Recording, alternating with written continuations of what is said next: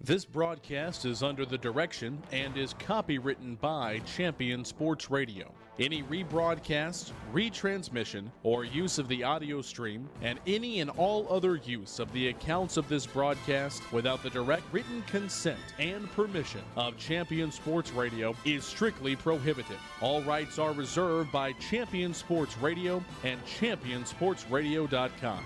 This is a presentation of Champion Sports Radio, your home for championship broadcasts.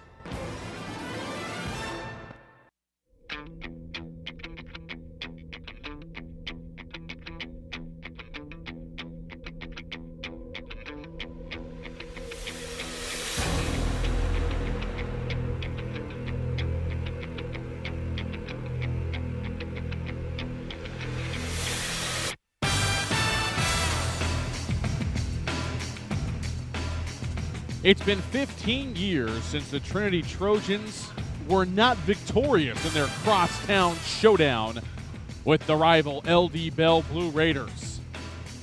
But ever since Mark Smith took over as the Raider head coach, things have been a lot closer and more competitive.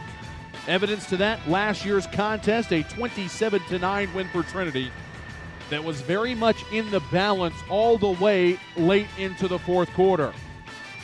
Tonight, Steve Lineweaver and his club look to improve to 5-2 on the season and remain perfect in 6-5A play, but to do so, they will have to hand Bell their first district loss of the season. It's the Trinity Trojans and the LD Bell Blue Raiders, the rivalry renewed, and it's coming your way next on Champion Sports Radio.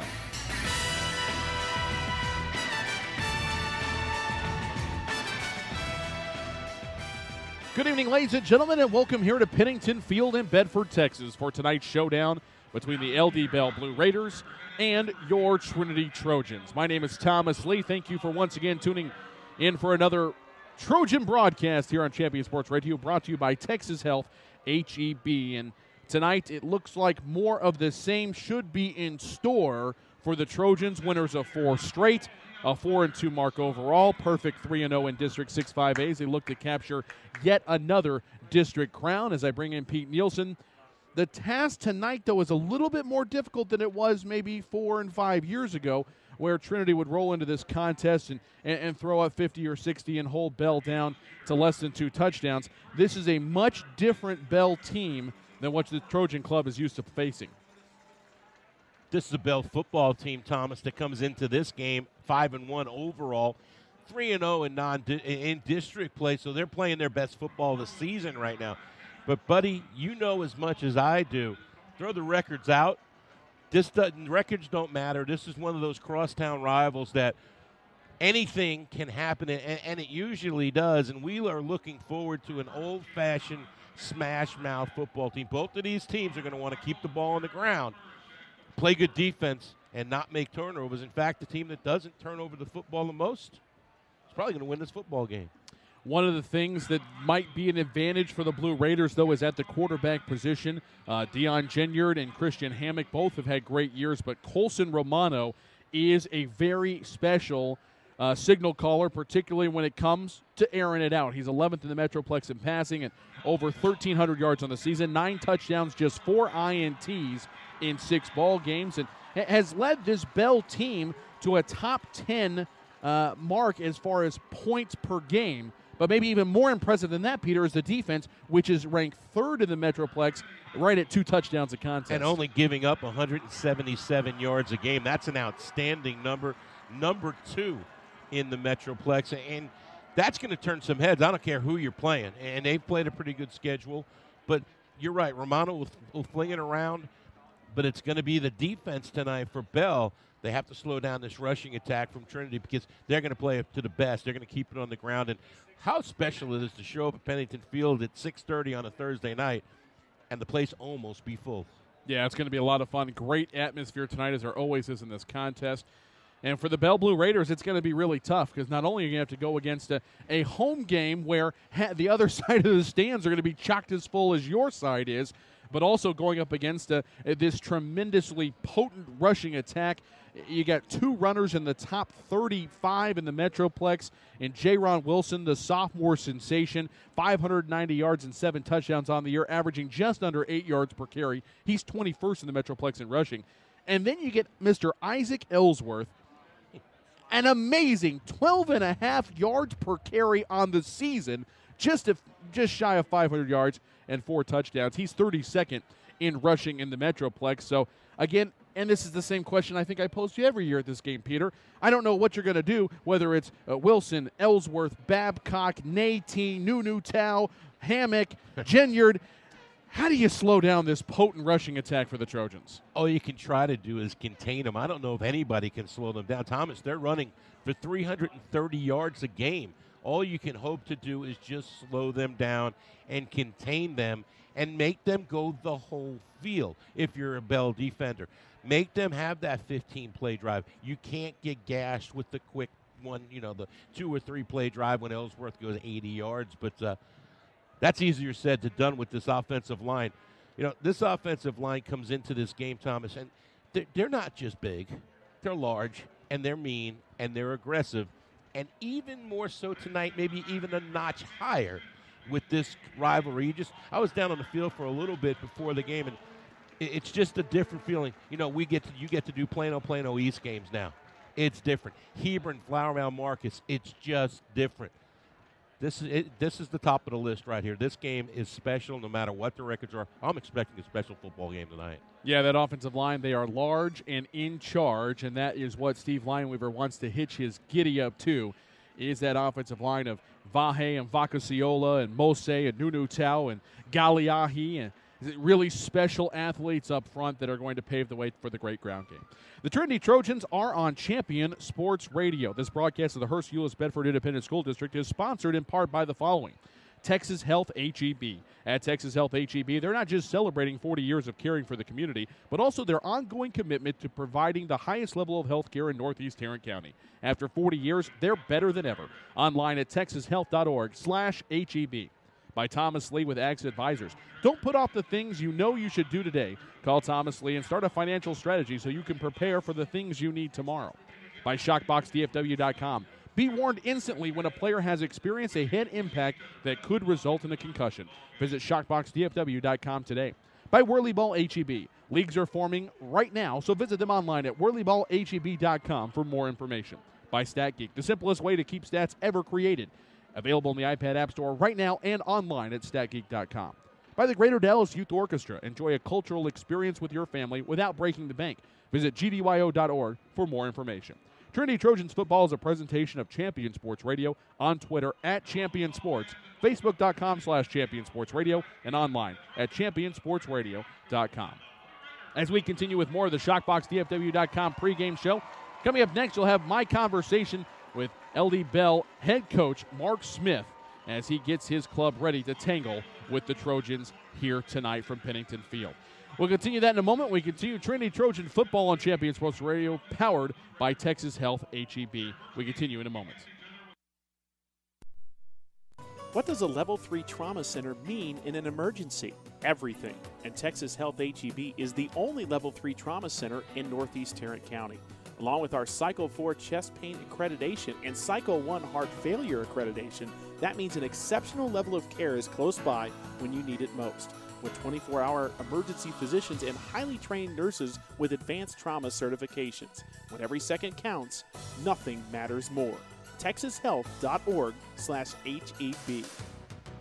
For some high school seniors, achieving excellence goes beyond top grades, and AXA wants your help in recognizing them. Up to 12 DFW area students will receive a $2,000 AXA Achievement Community Scholarship, and one senior in Texas will receive a scholarship worth up to $25,000. Do you know a local high school senior who has excelled at a job, sport, community project, or other extracurricular activity? They may be eligible for an AXA Achievement Community Scholarship. For more details, contact Thomas Lee at AXA Advisors, 972-455-9114.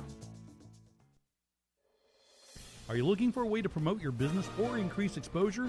Do you just need more people to know that you're there?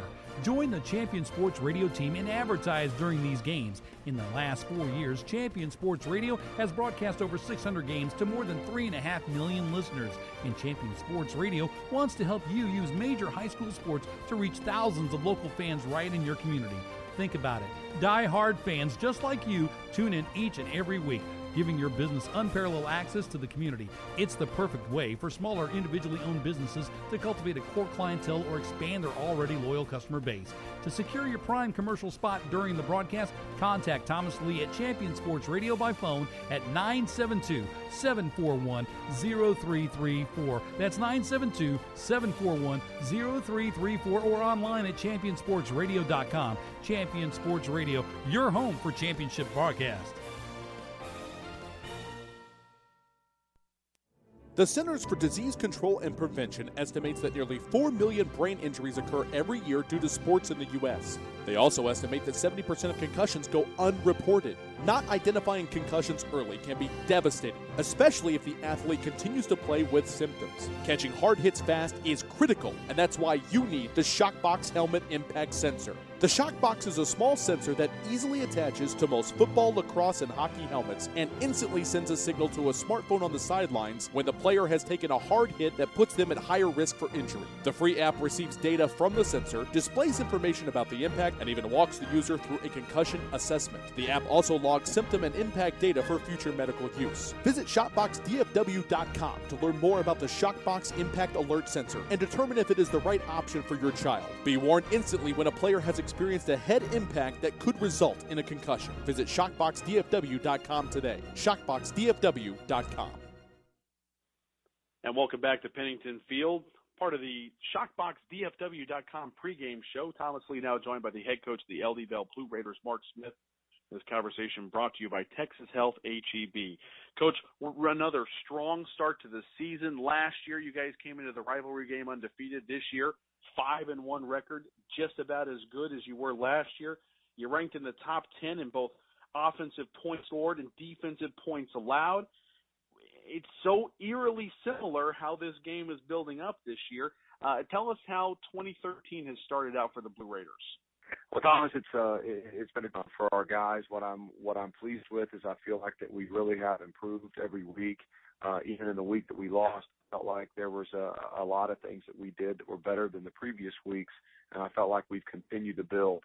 I feel like that's the main difference between this year's team and last year's team. I feel like we still see great strides of improvement every week. I feel like we may have peaked a little bit too soon last year, and I feel like this team has stayed the course and kept their focus on improvement and on doing everything they can do to position themselves to be successful each and every game night.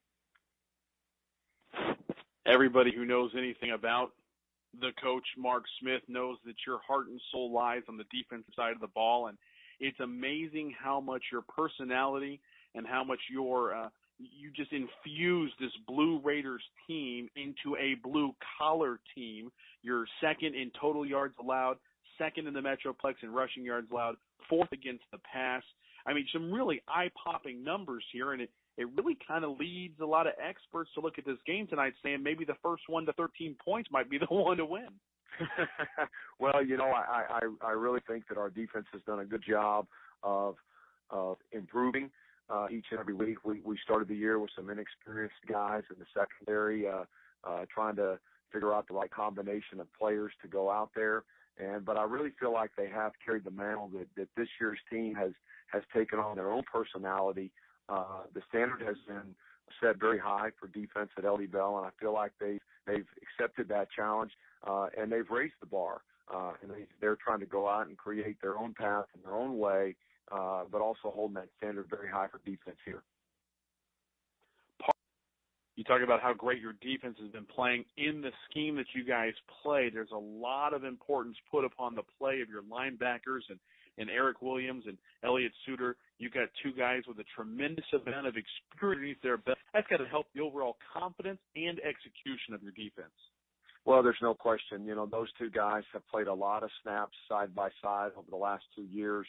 And with the experience that they bring, they really get our defense in the right position. They make the right calls. We count on those guys to make a lot of checks out on the field. and those guys are phenomenal.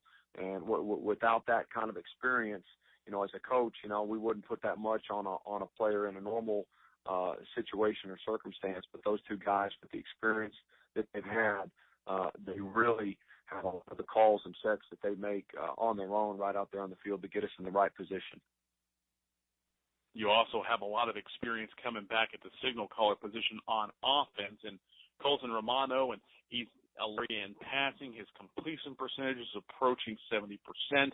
He does a good job of taking care of the football and not turning it over and so forth. It's really got to be, for a head coach, very comforting to know that you've got kind of the coaches on the field in place, at both quarterback and linebackers you just were talking about.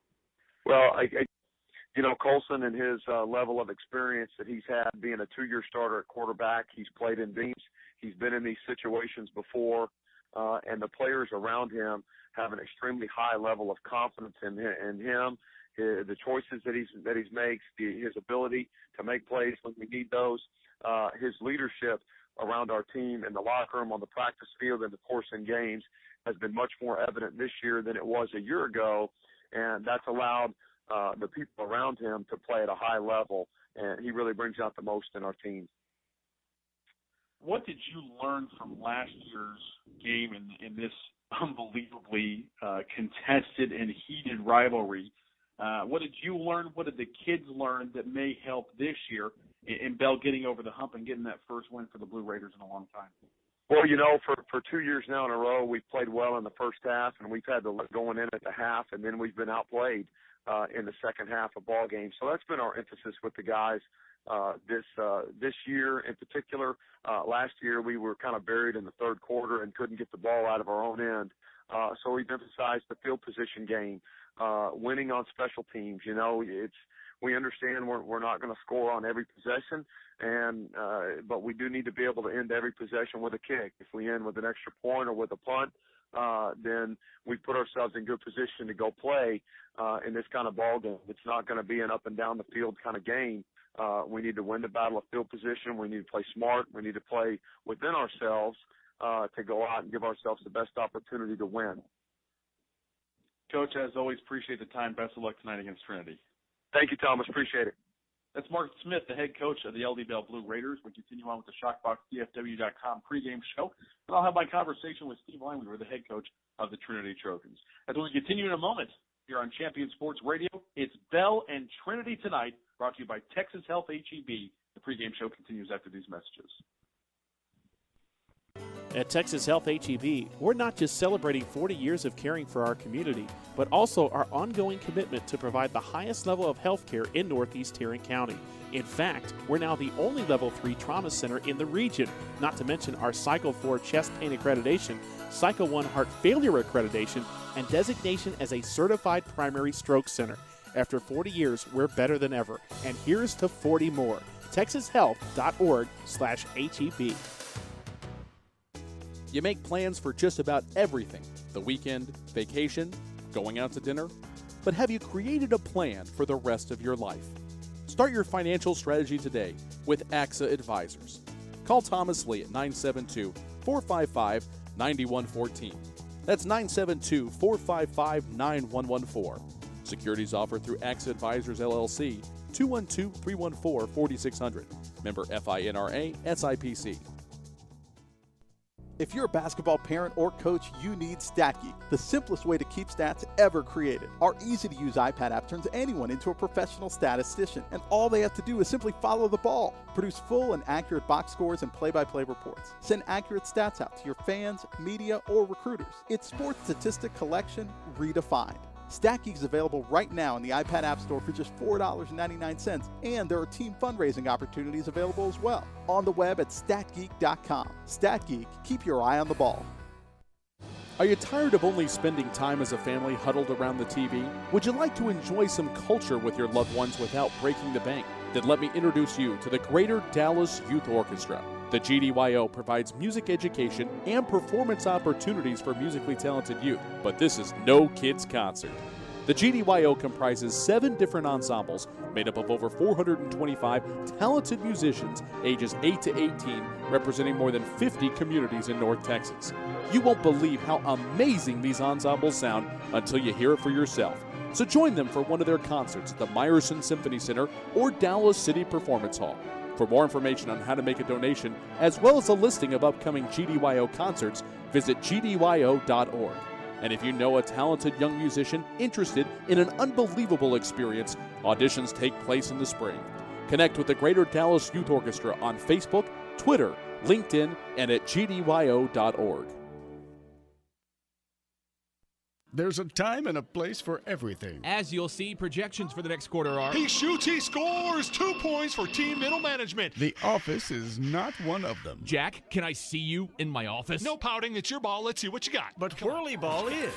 For corporate events, team building, and private parties, Whirly Ball in Hearst and Plano is electric fun. Test your skills on the arcade games. Zip around in your Whirly Bug for a Whirly Ball competition. Or play the most affordable laser tag in the city. Learn more at whirlyball.info.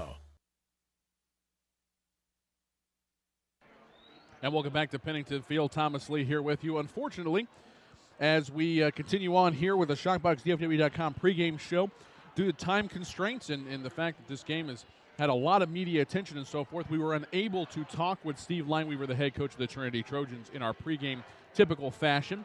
But knowing Coach Lineweaver, I know what he's going to be focused on tonight. He knows that Bell's an extremely good team.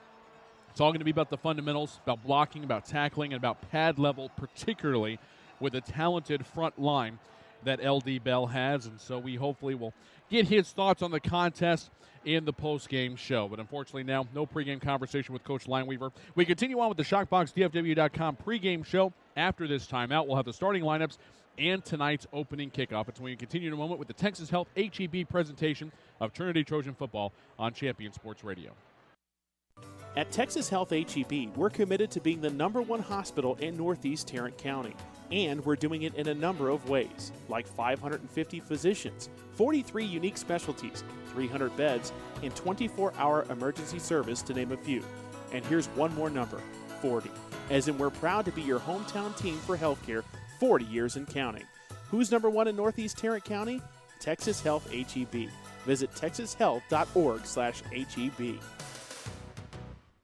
When you want to start a financial strategy, you need one-on-one guidance from some of the best trained professionals in the financial services business. AXA Advisors is part of a global company helping millions of people pursue their financial goals. Contact Thomas Lee with AXA Advisors today to get started on your financial strategy. Call Thomas Lee at 972-455-9114. That's 972-455-9114. Securities offered through AXA Advisors LLC, 212-314-4600. Member FINRA SIPC. Do you need a boost in exposure? Want to reach local, community-minded folks with information about your business? Join the Champion Sports Radio team and advertise during these games. In the last 4 years, Champion Sports Radio has broadcast over 600 games for more than 3.5 million listeners. And Champion Sports Radio wants to help you use major high school sports to reach thousands of local fans right in your community. It's also a way for your business to give back to the community by helping all these well-deserving student athletes get some recognition for their accomplishments. The cost simply can't be beat for the effect it will have. You get a lot of bang for your buck, and best of all, it provides an opportunity for the best advertisement of all, word of mouth. To secure your prime commercial spot during the broadcast, contact Thomas Lee at Champion Sports Radio by phone at 972-741-0334. That's 972-741-0334, or online at championsportsradio.com. Champion Sports Radio, your home for championship broadcast. The Centers for Disease Control and Prevention estimates that nearly 4 million brain injuries occur every year due to sports in the U.S. They also estimate that 70% of concussions go unreported. Not identifying concussions early can be devastating, especially if the athlete continues to play with symptoms. Catching hard hits fast is critical, and that's why you need the Shockbox Helmet Impact Sensor. The Shockbox is a small sensor that easily attaches to most football, lacrosse, and hockey helmets and instantly sends a signal to a smartphone on the sidelines when the player has taken a hard hit that puts them at higher risk for injury. The free app receives data from the sensor, displays information about the impact, and even walks the user through a concussion assessment. The app also log symptom and impact data for future medical use. Visit ShopboxDFW.com to learn more about the ShockBox Impact Alert Sensor and determine if it is the right option for your child. Be warned instantly when a player has experienced a head impact that could result in a concussion. Visit ShockboxDFW.com today. ShockboxDFW.com.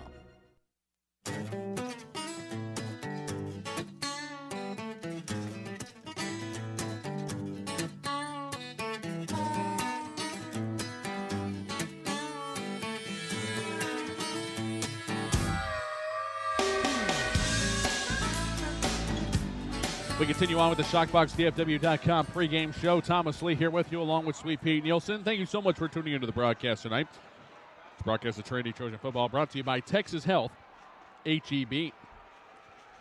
Time now for the starting lineups. We'll start out with the Trinity Trojans when they are on offense. We will see Christian Hammock, the senior quarterback, 5'11", 163-pounder, 33 of 61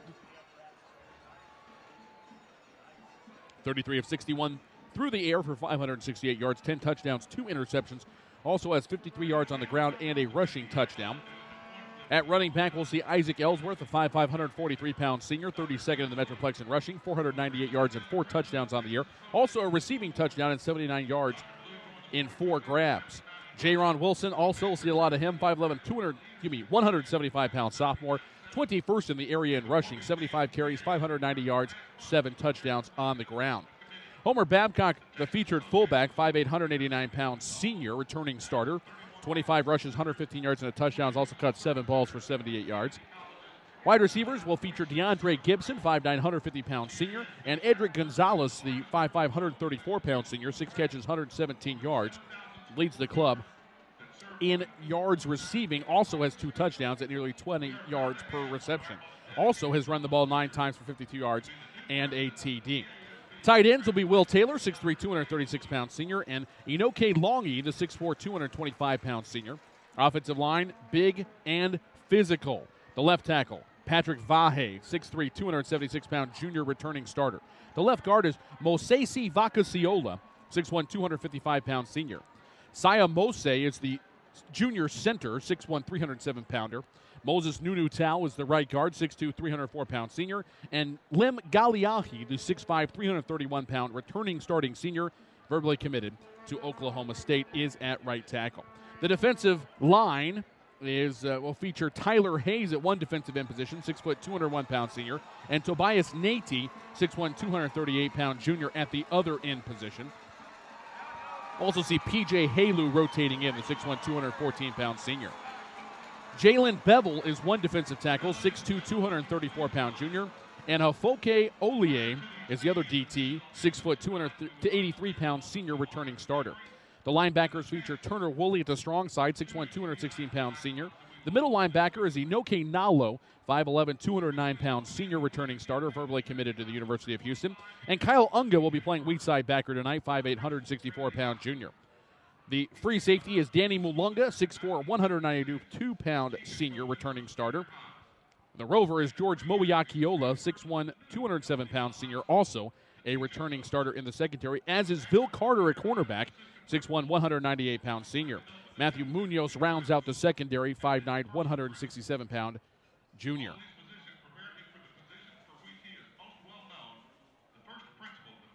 Looks like now time for the national anthem, so we'll step aside for a break. When we come back, we'll give you the Bell starting lineup, and we will have tonight's opening kickoff. That's when we continue in a moment here from Pennington Field. Trinity and Bell, powered by Texas Health HEB, and we continue in a moment here on Champion Sports Radio. Stay up on all the latest news about the teams you care about and know when your favorite games are on the air thanks to Champion Sports Radio social media.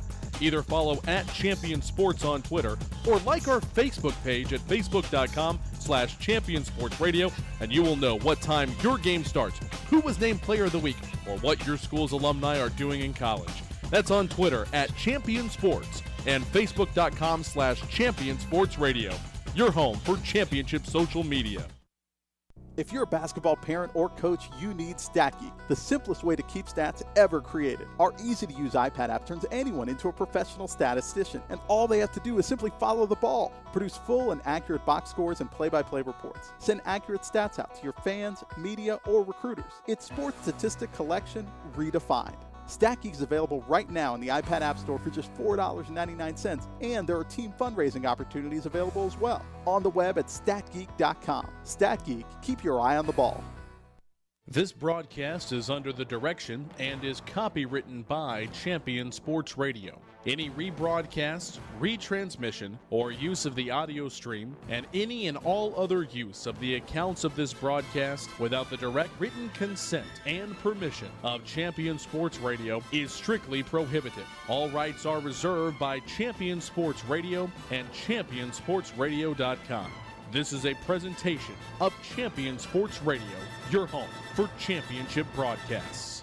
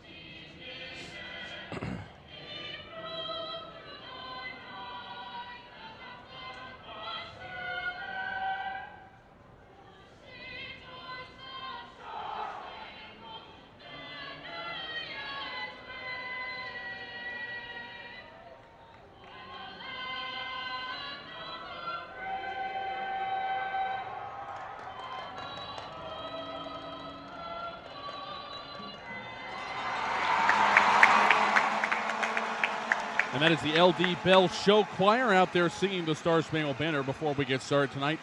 Blue Raiders and the Trojans here on Champion Sports Radio, powered by Texas Health HEB. That'll do it for the ShockboxDFW.com pregame show. We've had the toss of the coin. Trinity won, and in typical Steve Lineweaver fashion, they have deferred to the second half. So Bell will receive, and we'll get things started with Colson Romano, the 6', 195-pound senior. Quarterback 11th in the area in passing, 1,338 yards, 9 touchdowns, 4 interceptions. Has a rushing touchdown on the season as well. He'll be joined in the backfield by Daniel Dorsett, 6', 203-pound junior, and Fua Sapoy, 5'11", 208-pound senior, 39th in the area in scoring, 8 touchdowns on the ground this year. Wide receivers will feature T.J. Hardy, 5'9", 178-pound senior. Johnny Leon, who will be wearing number 1 tonight. Luis Lopez has a concussion. He can't play his senior year, so each game, Luis picks one player to trade jerseys with, and tonight, Leon gets to wear Lopez's number 1, the 6', 190-pound junior. Jonathan Arosamina will be the other receiver as we are now underway. Here's the kickoff from left to right. Down to the 17, in and out of the hands of one of the return men. And the Trojans will tackle him down at the 23 as he is able to recover the ball. Very nice job there by Daniel Dorsett to be able to hang on to that one and maintain the possession for the Blue Raiders. So Bell will take over, 1st and 10 on their own 23-yard line. Billy Cooper, 5'11", 177-pound junior, will join Arosamina, the 6'1", 186-pound senior, who, by the way, Arosamina 19th in the area in receiving, 424 yards and 3 touchdowns. Give you the offensive line after the 1st and 10 play. Romano with Dorsett on his right. 3 receivers right, including a tight end now, tight on the line. 1 receiver to the left. Near the middle of the field, 1st and 10 from their own 23. Handoff, Dorsett, and he runs into the middle of the pile, moves the defenders back maybe a half yard, maybe a yard, Actually, no gain on the play. They're going to put it right back down on the 23. It'll be second down now and 10. So John Hall is the left tackle, 6'3", 271-pound senior. Mason McClellan, the left guard, 6 foot, 243-pound senior. Clint Smith is the returning starting senior at center. Played left tackle last year, 6'3", 271-pounder. Jared Smith, right guard, 6'2", 290-pound senior. And J.T. Moran, the right tackle, 6'4", 276-pound senior. They go to the air, and Romano fires right side. This is hauled in by the backdoor set. It's going to be a gain of 3 out to the 26 before he immediately goes down. It brings up a 3rd down and 7 now for the Blue Raiders offense. Thomas, big defense change for Trinity in the first series here. Only 3 down linemen, 5 DBs to respect Colson Romano in the air game for Bell. Tyler Hayes was a backup safety. They moved him to the defensive end, and now he's just basically back in the backfield. Here's a pass to the left side on 3rd and 7. It's hauled in by Johnny Leon, and it's going to be good for 6. Needed 7, got 6. Is going to set up 4th down and 1 now. Blue Raiders on their own 32, and here's a big question for Coach Mark Smith here. Looks like they're going to go for it as Romano stays out there. 2-by-2 spread formation on 4th and 1 on their own 32. Haven't even played 75 seconds, and the Blue Raiders are gambling on a 4th and 1. Still that 3-man line for Trinity, Thomas. But now Willie jumps in between the guard tackle gap, threatening the blitz. I think they're just going to let the play clock run out, partner. All the way down to 1, and then it looks like a timeout is going to be taken. We'll take it with them. 4th down and 1 when we come back. 10:46 left to go here in the first quarter. And we are still scoreless. Good chance here for Mark Smith to either make a statement or to make what most fans might say is the smart play and punt it away. We'll find out when we come back here to Pennington Field. Still scoreless. 10:46 left to go first quarter. You're listening to Trinity Trojan Football on Champion Sports Radio, powered by Texas Health HEB. What does a Level 3 Trauma Center mean in an emergency? Everything. And Texas Health HEB is the only Level 3 Trauma Center in Northeast Tarrant County. Along with our Cycle 4 chest pain accreditation and Cycle 1 heart failure accreditation, that means an exceptional level of care is close by when you need it most. With 24-hour emergency physicians and highly trained nurses with advanced trauma certifications. When every second counts, nothing matters more. TexasHealth.org/HEB. Never do today what you can put off until tomorrow, right? Now, that's not exactly the saying, but it seems like people would rather do anything other than doing something about their finances. That's why there's AXA Advisors. We work one-on-one with you to create a financial strategy for the things you need tomorrow. Start your financial strategy today with AXA Advisors. Call Thomas Lee at 972-455-9114. That's 972-455-9114. Securities offered through AXA Advisors, LLC, 212-314-4600. Member FINRA SIPC.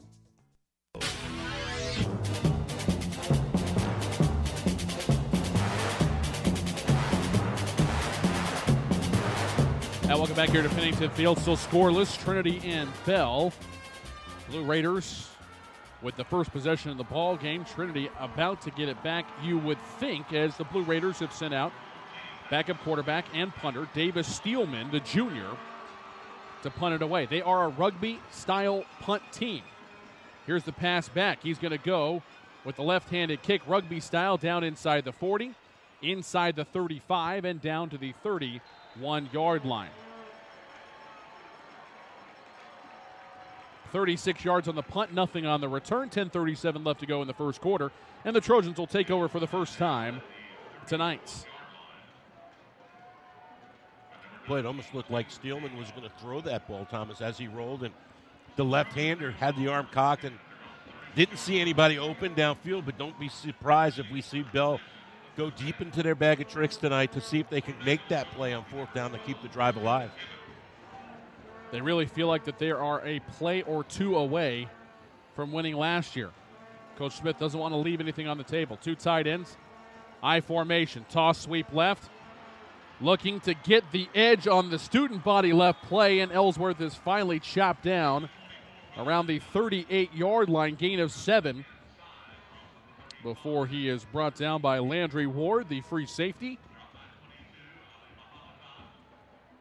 It'll be difficult tonight for the Blue Raiders if the Trojans continue to pick up chunks of yards on first down like they did there, Peter. And especially if he's getting the corner. You got to find Ellsworth and get to him early because once he gets running downhill, he's a dynamite runner. 2 receivers right. They go with a toss play to the left side, and Ellsworth stumbles just across the midfield stripe, brought down at the 47 in Bell territory. It's going to be a gain of 15 on the play and a Trinity Trojan first down. Boy, I put my head down to start seeing where he was on the line of scrimmage. I thought he was gone. Lost his balance that time, but a huge hole on the left side of that offensive line. Trinity finding their way to create holes early in this first drive. Ginyard wide right. The lone receiver. 2 tight ends set. Under center is Hammock. From the left hash, the Bell 47. Here's a handoff. Ellsworth squeaking through and is going to be thrown down. And a nice open field tackle by Jordan Lindner, the weak safety. 6 foot, 185-pound senior. Let's give you that Bell defense. David Dorsett at left end, 6'3", 265-pound junior. And Liam DeStefano is the right end, 6 foot, 215-pound senior. Alex Canales, the right defensive tackle, 5'9", 245-pound senior. The nose guard is Mo Wasike, 6'2", 290-pound senior. On second down and 7, Trojans try to pound it inside with Babcock. He's going to get 3 yards to the Bell 40 before he's upended, and it sets up a 3rd down and 3. The middle linebacker and the weak side linebacker are the heart and soul of this team. Eric Williams at the Mike linebacker position, 6 foot, 215-pound senior. Elliot Suter, the weak side backer, 5'10", 205-pound senior, both of them returning starting seniors. Free safety Landry Ward, 6 foot, 170-pound junior. We already heard from Jordan Lindner, 6 foot, 185-pound senior. Chad Williams is the strong safety, 5'11", 190-pound senior. We give you the cornerbacks after this 3rd and 3 play. I formation, handoff, trying to go off right guard, and the Blue Raider defense is there to bow up and slam the door shut on Isaac Ellsworth. No gain on the play. It's going to be 4th and 3 for the Trojans at the Blue Raider 40. And it changed that time for Bell. They take out one of the safeties, add another defensive lineman. Trinity does not react to that. Nowhere to go in the middle. 4th down, and look, Coach Lineweaver's going to punt. A little surprise, Thomas? Yeah, I'd watch for the fake here.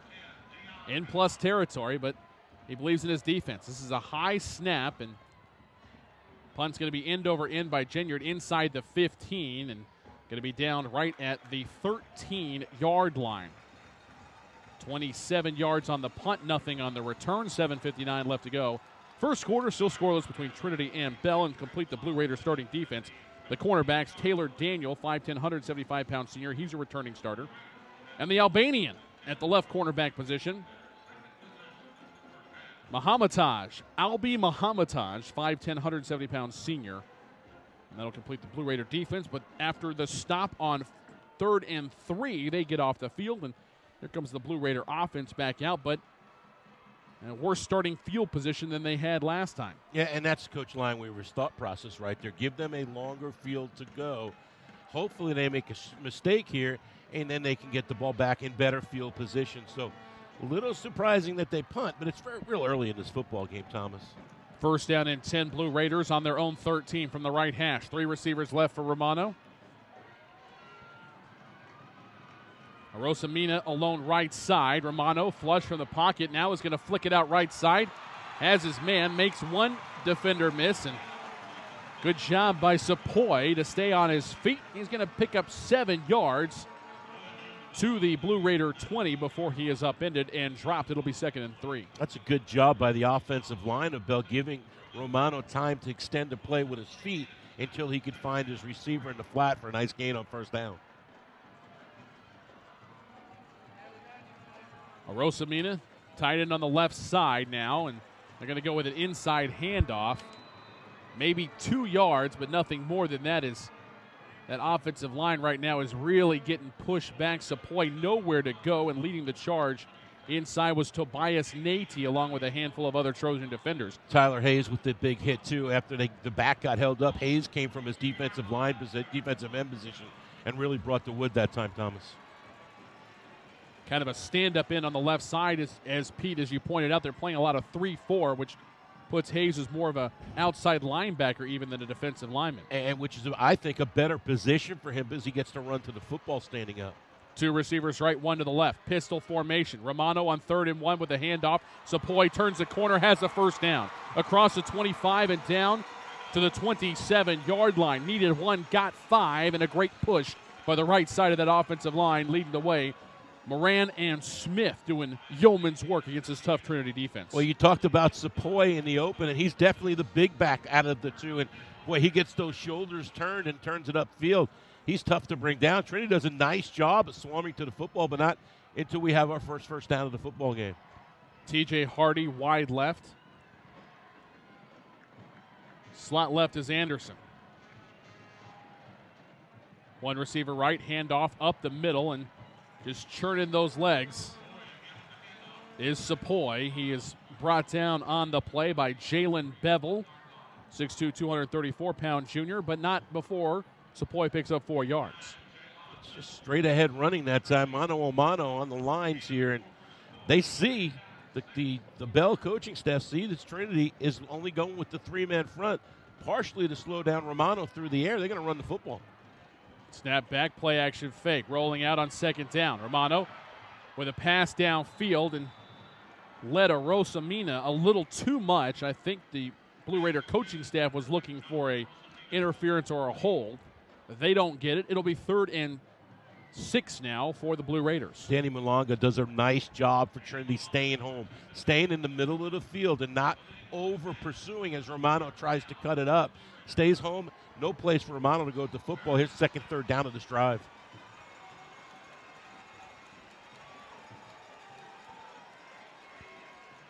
Jonathan Crosdale, wide left. TJ Hardy, slot left. Reed Anderson, tight left.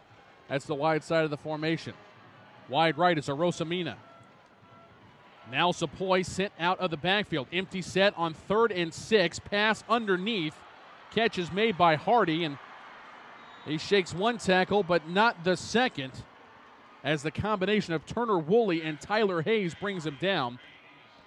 Officially no gain on the play, and it sets up 4th and 6, punt in time for the Blue Raiders. But it's Nalo that blows it up, Thomas. You said the first tackler, he slows them down, and that's all you need to do with this Trinity defense. Give them a chance to get to the football. Great job by Nalo, staying in his zone, letting the ball be completed in front of him, slowing the receiver down, and then the help came with Woolley and his friends. 5 minutes and counting left to go here in the first quarter. Still scoreless. Bell punting. Trinity about to get the ball for the 2nd time tonight. High spinning kick down to the 28-yard line. Fair catch called for and made by Edric Gonzalez. 37 yards on the punt, nothing on the return. And an excellent effort there by the Blue Raiders to try to flip field position. The Trojans will take over on their own 28-yard line with 4:52 remaining in our scoreless opening quarter. Well, we talked about it in the open, how we felt this game was going to be very, very tight and come down to mistakes. Thus far, no mistakes either way. Couple punts, only 2 first downs. Trinity had a first down on their first drive as well. Everybody's thinking about going for the fake, but unfortunately, or maybe fortunately for both sides, nobody's bid on it just yet. We'll step aside for a break. 4:52 remaining in the first quarter. Scoreless between Trinity and LD Bell on Champion Sports Radio. Trinity Trojan Football brought to you by Texas Health, HEB. There's a time and a place for everything. As you'll see, projections for the next quarter are... He shoots, he scores! 2 points for team middle management. The office is not one of them. Jack, can I see you in my office? No pouting, it's your ball. Let's see what you got. But Whirly Ball is. For corporate events, team building, and private parties, Whirly Ball in Hearst and Plano is electric fun. Test your skills on the arcade games. Zip around in your Whirly Bug for a Whirly Ball competition. Or play the most affordable laser tag in the city. Learn more at whirlyball.info. If you're a basketball parent or coach, you need StatGeek, the simplest way to keep stats ever created. Our easy-to-use iPad app turns anyone into a professional statistician, and all they have to do is simply follow the ball. Produce full and accurate box scores and play-by-play reports. Send accurate stats out to your fans, media, or recruiters. It's sports statistic collection redefined. StatGeek is available right now in the iPad App Store for just $4.99, and there are team fundraising opportunities available as well. On the web at statgeek.com. StatGeek, keep your eye on the ball.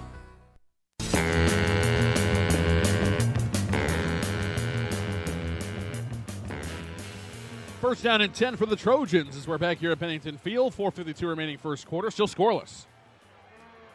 Bell with a couple of punts. Trinity touching the ball for the second time. Here's a handoff off of the left tackle. And across the 30 and down to the 31-yard line goes J-Ron Wilson as he's able to pick up a couple. We'll give him 3. Set up second down now and 7 for the Trojan offense. Boy, good swarming to the football there by LD Bell. And hold there for a minute, but those linebackers, and the same thing that Trinity's doing, and starting to cheat up those safeties to the line of scrimmage, Thomas. You got to be careful to try to go over the top here. Gonzalez wide right, Gibson slot right. Now Gonzalez comes in motion inside. They're going to play fake, roll it out, and the pass is just over the head of the intended target. The tight end, Will Taylor, was wide open in the flat, and Hammock on the move. Hard to dial in the accuracy. Just puts a little too much on it. It's going to set up 3rd down and 7. Boy, what a nice play call by offensive coordinator Chris Jensen. The play action, the rollout, and the tight end's wide open, but a little bit of miscommunication. He cuts off the route.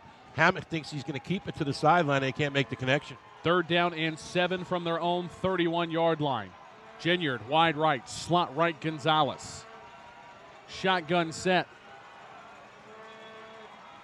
Tight end on the left side is Taylor. Wingback on the right side is Babcock, and we're going to have a timeout here on the field.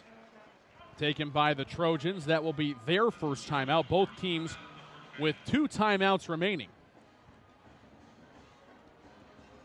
So with 4:07 left, 3rd down and 7, an important moment here, and Lineweaver decides that he's going to call a timeout to get it right. Interesting defense. They had them spread out. 2 wides left, 1 wide right, and the safeties had been up to the line of scrimmage, Tom. The middle of the field was wide open that time for Trinity. If they come out in that same defense, trust me, if I saw it up here and it was, Chris Jensen saw it, maybe that's why the timeout was called. It looked like the middle of the field had a chance for something big to happen. We'd like to thank the folks over at Texas Health HEB for their ongoing support of Trinity Trojan football on Champion Sports Radio. At Texas Health HEB, they're not just celebrating 40 years of caring for their community, but also their ongoing commitment to provide the highest level of health care in Northeast Tarrant County. After 40 years, they're better than ever. Online at texashealth.org/HEB. Our officiating crew tonight is part of the Fort Worth chapter of officials.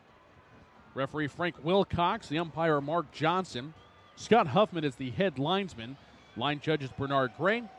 And James Wilcox, the back judge. And look at the handy pictures I have in it. Could be a father-son situation out there on the crew. I think there is. Nice guys. Had a chance to talk to them before the game. 3rd down and 7 for the Trojans. I formation. Play fake. Hammock with time, throws the out. It's caught at the 38. Spin move. Gonzalez with some room. Down the sideline to the 40 before he's finally pushed out. Touchdown saving tackle made by Jordan Lindner. But a fantastic job by Edric Gonzalez as he takes it 24 yards for a huge Trojan first down. What a nice throw by Christian Hammock. That's a long throw. He has to throw that all. He's on the far hash, and he throws it to the near sideline. Great throw in stride, and boy, what a nice job by Gonzalez turning it up and getting the big yardage on for that play. Correction, 33 yards on the completion. And the Trojans set up shop in Bell territory for the first time in this drive. I formation, student body left. Wilson looking for the corner. It's going to be chopped down in the backfield. What a job knifing through and making a very short tackle by Liam DeStefano. The senior drops the speedy Wilson for a loss of 2. Don't see that very often. Usually he makes that first guy miss, and like I say, everybody plays an extra speed tonight. And that time DeStefano with a nice tackle, but they'll come back to that play again because 9 times out of 10, J-Ron Wilson makes that guy miss, the first player. And if DeStefano doesn't make that tackle, we may be talking about the first touchdown of the night. The blocking downfield set up perfectly, especially with the speed of Wilson. So now 2nd and 12 from the Bell 38. Play fake. Hammock rolling to his right, has a man open down the middle of the field. It is complete. Will Taylor chopped down at the 19. 19 yards on the completion. And a big Trojan first down. The second time in this drive, Hammock to the air. to move the chains. Well, I was just 2 plays too early because the middle of the field is wide open again. And what a nice job that time of Hammock settling in. But a nice job also by the big tight end, Will Taylor. Thomas, he only has 1 catch coming into tonight. Settling in the open spot in the zone and not overdoing it, making the catch and get up the field. Nice job. Second time they've looked his direction tonight. I formation, toss sweep left. Wilson looking to get the edge, slow playing it, hurdles over the blocker. But what a fantastic job once again, DeStefano really slowing things down, stringing it out. Patrick Vahe was leading the charge, but DeStefano slows down the action enough to limit Wilson to just a 2-yard gain. Well, if you're a defensive end, your job is to not give up the corner. Boy, has he been coached up. Ryan Vardman, the defensive coordinator, doing a great job with DeStefano. He's not been beat on that corner yet. He's not making tackles, Thomas, but he's doing a great job, like you said, perfectly stringing the play along so his helper, so the linebackers can get outside and make the play. 2nd down and 8 from the Bell 17. Fake on the sweep, keeper on the option, and Hammock takes it down inside the 10 and down to the 9. It's going to be close, and yes, it will be enough for a Trinity Trojan first down, brought to you by Texas Health HEB. Boy, Hammock usually doesn't keep the football, Thomas, so that's why that busted. Only 53 yards coming into this game, and boy, he read that well and easily picks up the first down, and the ball placed inside the 10-yard line. We'll mark it at the 9. Gibson wide left. That's the wide side of the field. Gonzalez wide right. 2 tight ends. Single back is Wilson. Now Gonzalez in motion. Play fake to him on the end around. Handoff up the middle. Wilson knifing through. Gets hit, slowed down inside the 5, down to the 3. And then is going to be brought down near the 2-yard line. Tough inside running for J-Ron Wilson, the sophomore, showing he's more than a speedster as he gets 6 yards. And it's going to be 2nd and goal from the 2. And Eric Williams, while he's held up, is trying to strip the football out, but Wilson has no part of that. Both hands around that football high and tight. Thomas does a nice job on 1st down and goal. Jumbo package in. Inoke Longy at 1 tight end. Will Taylor at the other.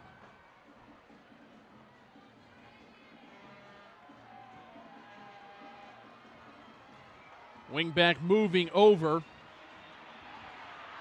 is Latu Male. They're going to roll left, and it's going to be a touchdown for the Trojans. Wilson gets the corner. The edge is set by the great Trojan blockers, and it's the first touchdown of the night. But hold the phone. We've got a penalty flag down on the field. The officials are sorting things out here. Both sides confident that they are right. The defense staying out there for Bell. The offense is going to the sideline to give way to the special teams unit for the Trojans. Be interesting to see what happens here, Thomas, because I didn't see the flag. Now, the flag is thrown from behind the play. 9 times out of 10, that's a holding penalty, but I did not see the flag originally, so let's see what they've come up with. Our referee is over talking with Steen Lineweaver, probably discussing options, which makes me think that this is going to go against the Blue Raiders. Perhaps a dead ball foul after the play. We'll see. I've learned with the officiating so far this year, no more guessing. Frank Wilcox looks like he's ready to enlighten us here. It's a dead ball, unsportsmanlike conduct penalty. It's on Trinity. Bell fans like that. But I think because it's dead ball, the touchdown will stand and the penalty will be enforced on the kickoff. Yes, sir. So that means the Trojans will try to cap off the drive. Cullen Shipp will come on to attempt the PAT. Shipp, the 5'10", 146-pound senior. It's a fake. Picking it up is Gonzalez. He is going to be engulfed at the 6. So the fake on the PAT turns into a big play for the Blue Raider defense. But the Trojans strike first tonight. 2-yard scoring scamper for J-Ron Wilson. And the Trojans lead the Blue Raiders 6-0. Step aside for a break. You're listening to the Texas Health HEB presentation of Trinity Trojan football on Champion Sports Radio. Back to Pennington Field after this timeout. The Centers for Disease Control and Prevention estimates that nearly 4 million brain injuries occur every year due to sports in the U.S. They also estimate that 70% of concussions go unreported. Not identifying concussions early can be devastating, especially if the athlete continues to play with symptoms. Catching hard hits fast is critical, and that's why you need the Shockbox Helmet Impact Sensor. The Shockbox is a small sensor that easily attaches to most football, lacrosse, and hockey helmets and instantly sends a signal to a smartphone on the sidelines when the player has taken a hard hit that puts them at higher risk for injury. The free app receives data from the sensor, displays information about the impact, and even walks the user through a concussion assessment. The app also logs symptom and impact data for future medical use. Visit ShopboxDFW.com to learn more about the Shockbox Impact Alert Sensor and determine if it is the right option for your child. Be warned instantly when a player has experienced a head impact that could result in a concussion. Visit ShockboxDFW.com today. ShockboxDFW.com.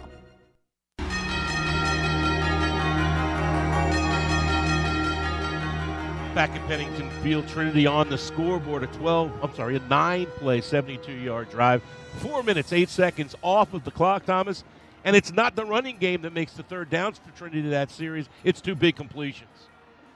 After the penalty, the kickoff is from the 25-yard line. It's a high kick. And after the Blue Raiders receive it around their own 36 or 7, they kind of go sideways, and the Trojan defense is there to make the tackle. Bell will start out their third offensive drive of the ball game at their own 38-yard line. Best starting field position of the night, Peter. And that drive, it was the passes from Hammock first to Gonzalez for the big one, 36 yards, and then to the tight end, Will Taylor Thomas for 19. Both of them plays on third down kept that drive alive. 38 seconds remaining here in the first quarter. Trinity 6, Bell nothing. Blue Raiders 1st and 10 on their own 38-yard line. Hardy wide left, wide right, Leon slot right. That's the wide side of the field. Play fake, no handoff instead. Sepoy busting through the middle. And that's good, tough running inside. We've seen this Blue Raider offensive line get a little bit of a push interiorly. Clint Smith leading the push there for a 7-yard Sepoy run. And a young man that started at left tackle last year moves to center this year, and boy, does a nice job on that seal block, giving 7 yards on first down for Bell.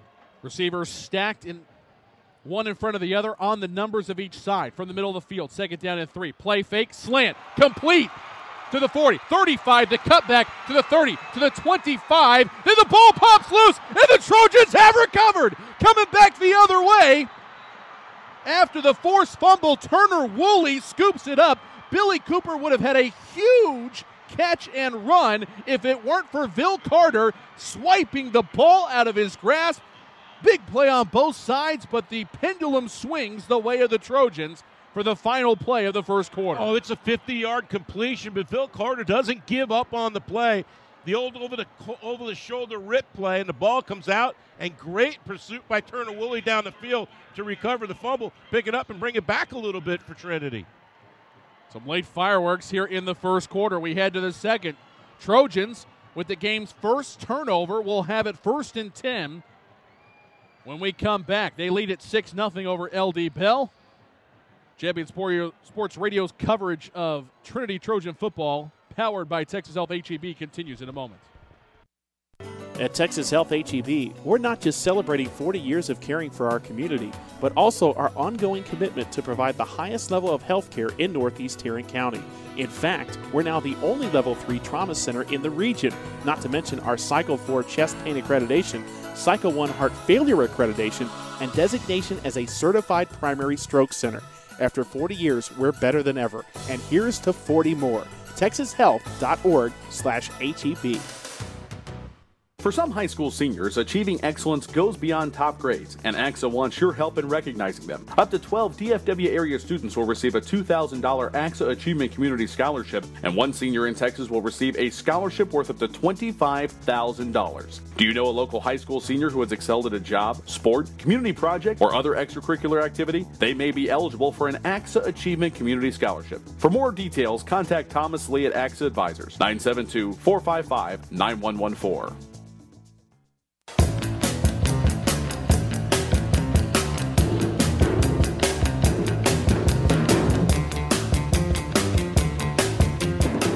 First quarter in the books. Trinity 6, Bell nothing.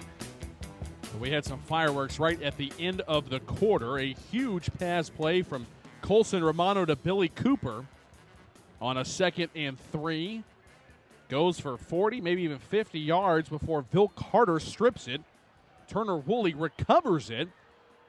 And the Trojans now will start out the second quarter with the ball.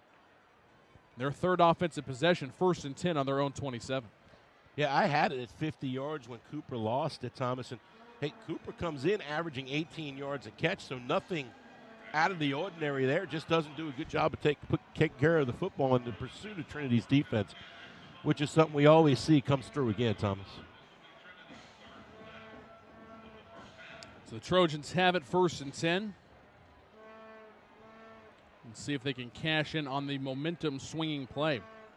Look like the Blue Raiders might get a touchdown on the play. Instead, it's a turnover. Toss sweep right side. Squeaking through around the edge. 3, maybe 4 yards across the 30 to the 31. And Isaac Ellsworth is dragged down there. But that'll keep the Trojan offense on schedule here as they try to add to a 6-0 lead.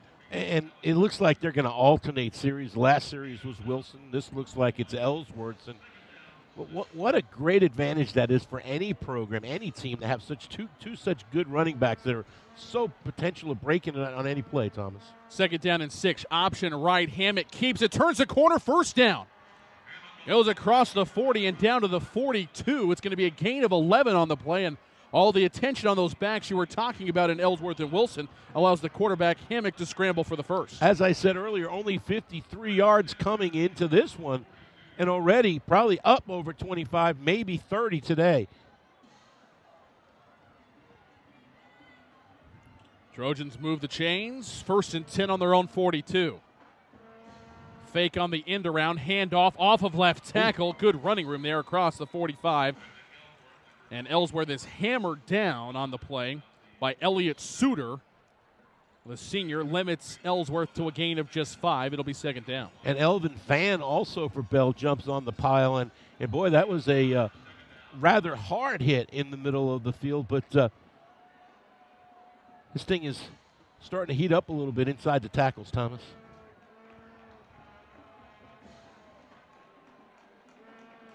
Wide right, Edric Gonzalez. 2 tight end I formation. 2nd and 5. Miscommunication. And then a rocket toss to the right side, and Ellsworth is going to scamper and somehow pick up about 4 yards before he is brought down by Mahamadaj. Thought for a second there that Hammock was going to get hammered in the backfield. He ran into his own pulling offensive lineman. Still able to get a couple of yards. It'll be 3rd and 3. What a nice job, though, by the corner on the far side, Thomas. He doesn't make that tackle. That could go big time for Trinity, but a nice job of wrapping up. 3rd down and 3 from the right hash. Trojans a yard shy of midfield. 1 receiver left. Lone tailback is Ellsworth. Good patient running. Following the blocks, needed 3, picked up 4 down to the Blue Raider 47. And that will be a 1st down for the Trojans to keep the chains moving here with 9:45 remaining in the first half, leading 6-0. Thomas, what's impressive about Ellsworth and Wilson, they're not the biggest guys. But you know what? They're not scared to take it inside and run it inside those tackles either. They're hard to find, so when they do keep it inside the tackles, when they get turned up, they're so quick, they hit that hole, it's hard for them to find another Trinity 1st down. Ellsworth continuing the tradition of diminutive running backs for Coach Lineweaver. On 1st and 10, takes the handoff down across the 45 and down to the 44-yard line.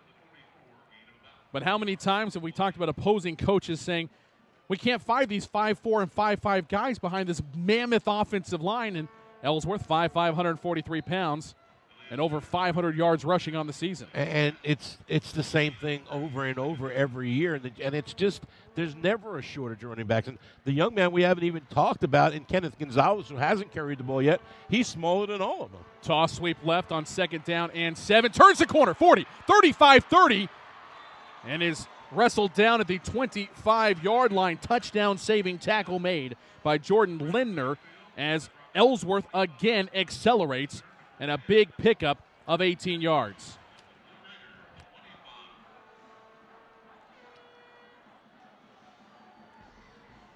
Most of the damage has been done on the right side of the offensive line. That time they run behind Veje and Vacasiola, and it's a huge hole on the left side, Thomas, and got the Bell defense a little bit confused now. Offset I formation, 2 receivers right from the left hash. Play fake on 1st and 10. Roll out. Big man is open. Taylor with the catch. Turns the corner. Hurdles over a defender and is chapped down at the 12-yard line. Pickup of 13 as once again the play fake works to perfection for the Trojan offense. And Keller's wide open, but the play is made by Gonzalez, who comes back and absolutely makes a perfect block to extend the play. Boy, he's not very big in Edric Gonzalez, but this is the 3rd or 4th time I know this season that I've talked about him coming back and making big blocks. That's a nice concept that time by Trinity. They've really got Bell on their heels here, and they're going to call timeout. Hammock now 4 of 5 passing, and as you mentioned, Coach Smith taking a timeout for the Blue Raiders. We'll take it as well. 8:17 left to go here in the first half. Trojans leading at 6-0, knocking on the door. They've got it 1st and 10 at the Blue Raider 12. When we return to Pennington Field, you're listening to Trinity Trojan Football, powered by Texas Health HEB on Champion Sports Radio. Are you tired of only spending time as a family huddled around the TV? Would you like to enjoy some culture with your loved ones without breaking the bank? Then let me introduce you to the Greater Dallas Youth Orchestra. The GDYO provides music education and performance opportunities for musically talented youth, but this is no kids' concert. The GDYO comprises 7 different ensembles made up of over 425 talented musicians ages 8 to 18, representing more than 50 communities in North Texas. You won't believe how amazing these ensembles sound until you hear it for yourself. So join them for one of their concerts at the Meyerson Symphony Center or Dallas City Performance Hall. For more information on how to make a donation, as well as a listing of upcoming GDYO concerts, visit gdyo.org. And if you know a talented young musician interested in an unbelievable experience, auditions take place in the spring. Connect with the Greater Dallas Youth Orchestra on Facebook, Twitter, LinkedIn, and at gdyo.org.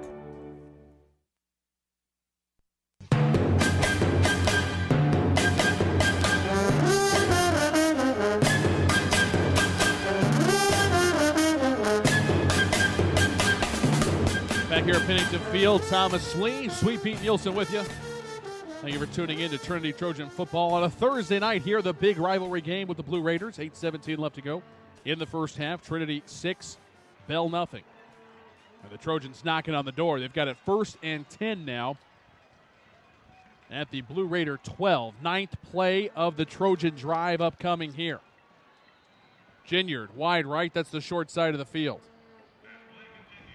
Babcock in front of J-Ron Wilson. Wilson gets the handoff off of the left tackle, is spun around and knocked down at about the 6-yard line. Once again in on the stop, Elliott Suter. But it's still going to be a nice gain of 6 on the play to set up 2nd and 4. Good hard running that time. Really not much there, but kept the legs going. And you're right, Thomas. Picks up 6 hard yards for Trinity.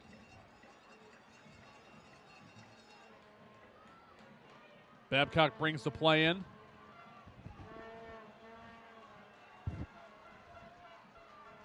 Ginyard wide left. Lagongo's in on the right end of the line.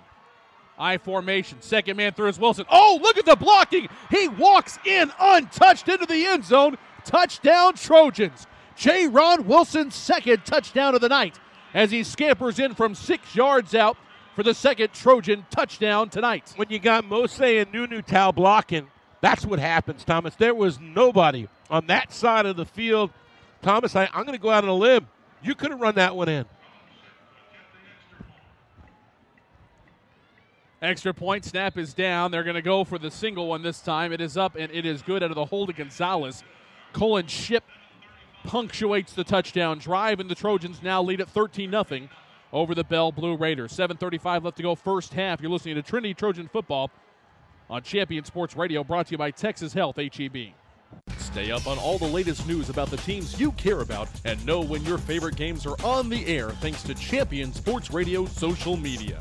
Either follow at Champion Sports on Twitter or like our Facebook page at facebook.com/Champion Sports Radio, and you will know what time your game starts, who was named Player of the Week, or what your school's alumni are doing in college. That's on Twitter at Champion Sports and facebook.com/Champion Sports Radio, your home for championship social media.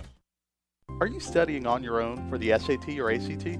Follow My Test Answers on Twitter and Facebook for free solutions to official test questions. Got a question of your own? Send a message to My Test Answers and get a response for free. Got more than one question? Don't worry, we'll answer those too. With over a decade of experience in helping students prepare for standardized tests, the experts at My Test Answers will get you the answers you want whenever you need it. My Test Answers, problems solved.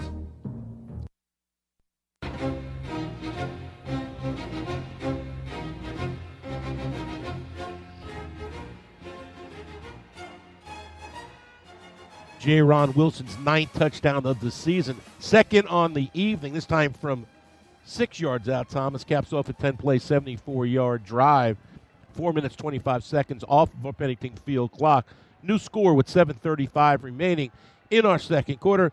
Trinity 13, LD Bell 0. Hammock 3 of 4 passing tonight, 65 yards. 2 of those to Will Taylor. His second and third catches of the season. He's got 32 yards receiving. Gonzalez with a big 33-yard reception. Ellsworth, 12 rushes, 78 yards. Wilson, he gets all the glory. 7 rushes, 24 yards, 2 touchdowns on the night. Hammock with an 8-yard carry and Babcock with a 3-yard carry. And that is how Trinity has more than 100 yards of total offense than the Bell Blue Raiders. We played about 16 and a half minutes of football.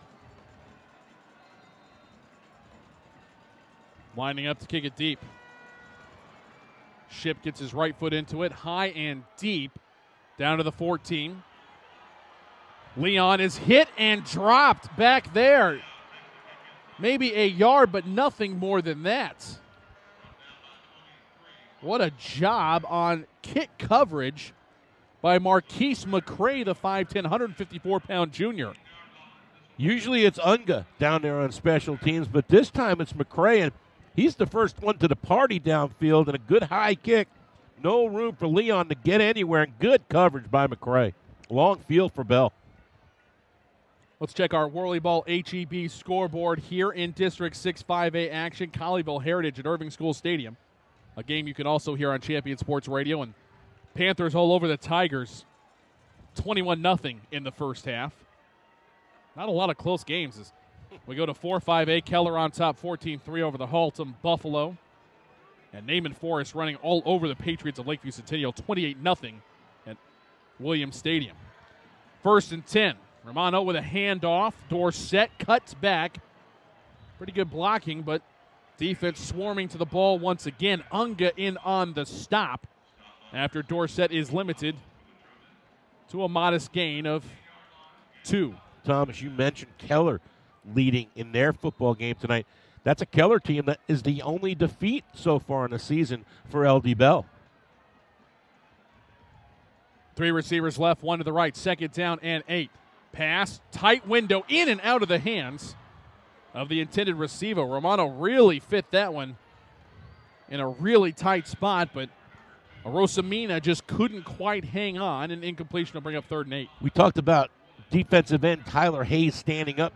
That time they drop him back in coverage, and he's there, so they have to drop it in over him. And when they do that, my favorite defensive player for Trinity, Turner Woolley's there, and he absolutely brings the wood, causing the incompletion. Trojans defense playing a nickel tonight, a 3-3-5, if you will.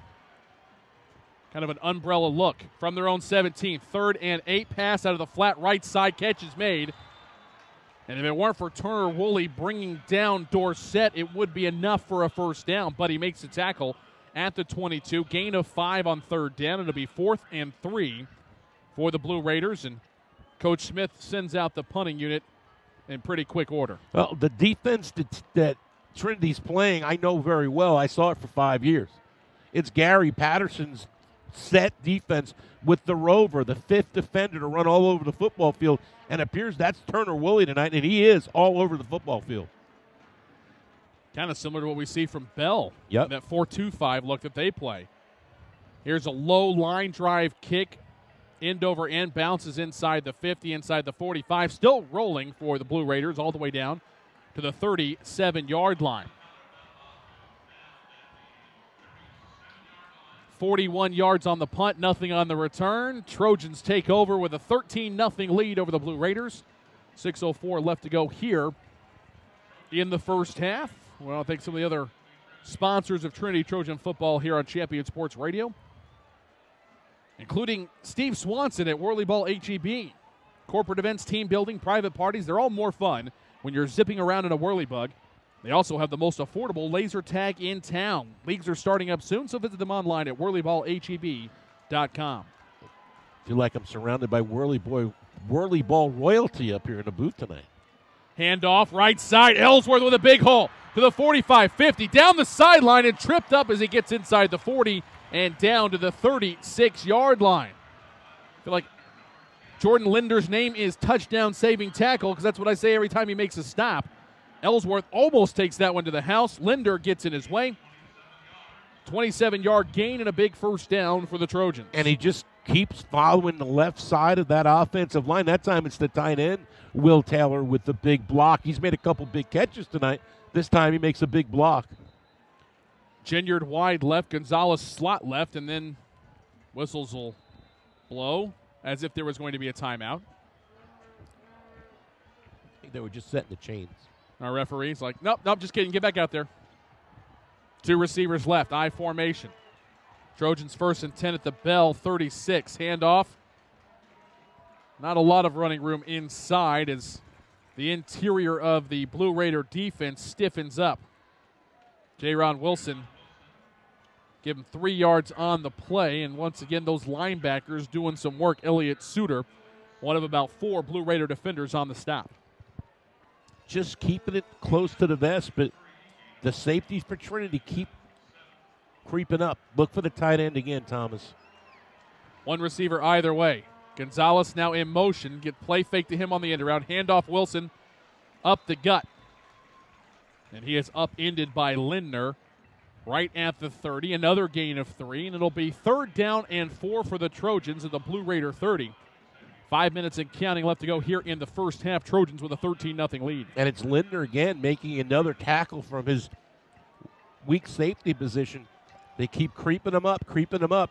Watch for the play action, Thomas, here on 3rd and 4. Edric Gonzalez wide right. That's the wide side of the field, but not by much. Gibson wide left. Kenneth Gonzalez is in the ball game as the deep back. Play fake to him. Roll back to the right side. Edric Gonzalez with a catch at the 25, 20. Down the sideline he goes. 15, 10, 5 dives for the pylon. He snuck it in. Touchdown Trinity.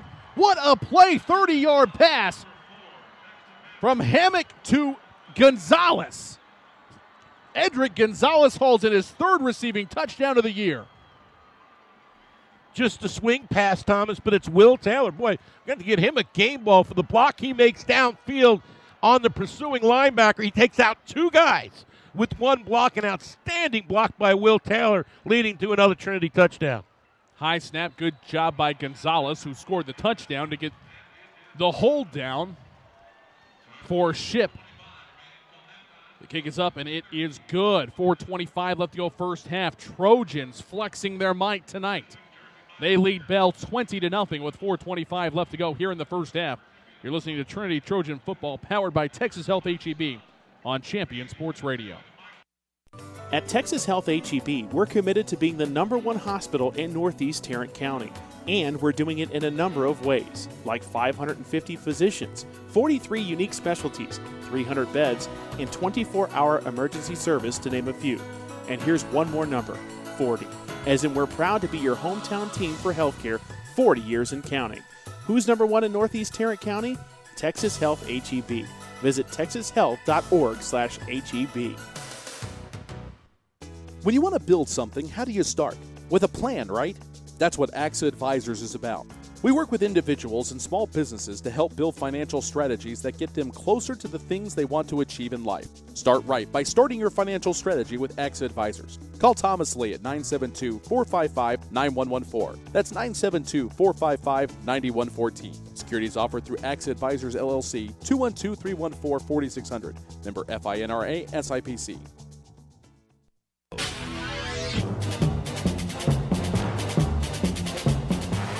Latest Trinity scoring drive is 4 plays, 63 yards, 2 minutes, 39 seconds off of the clock.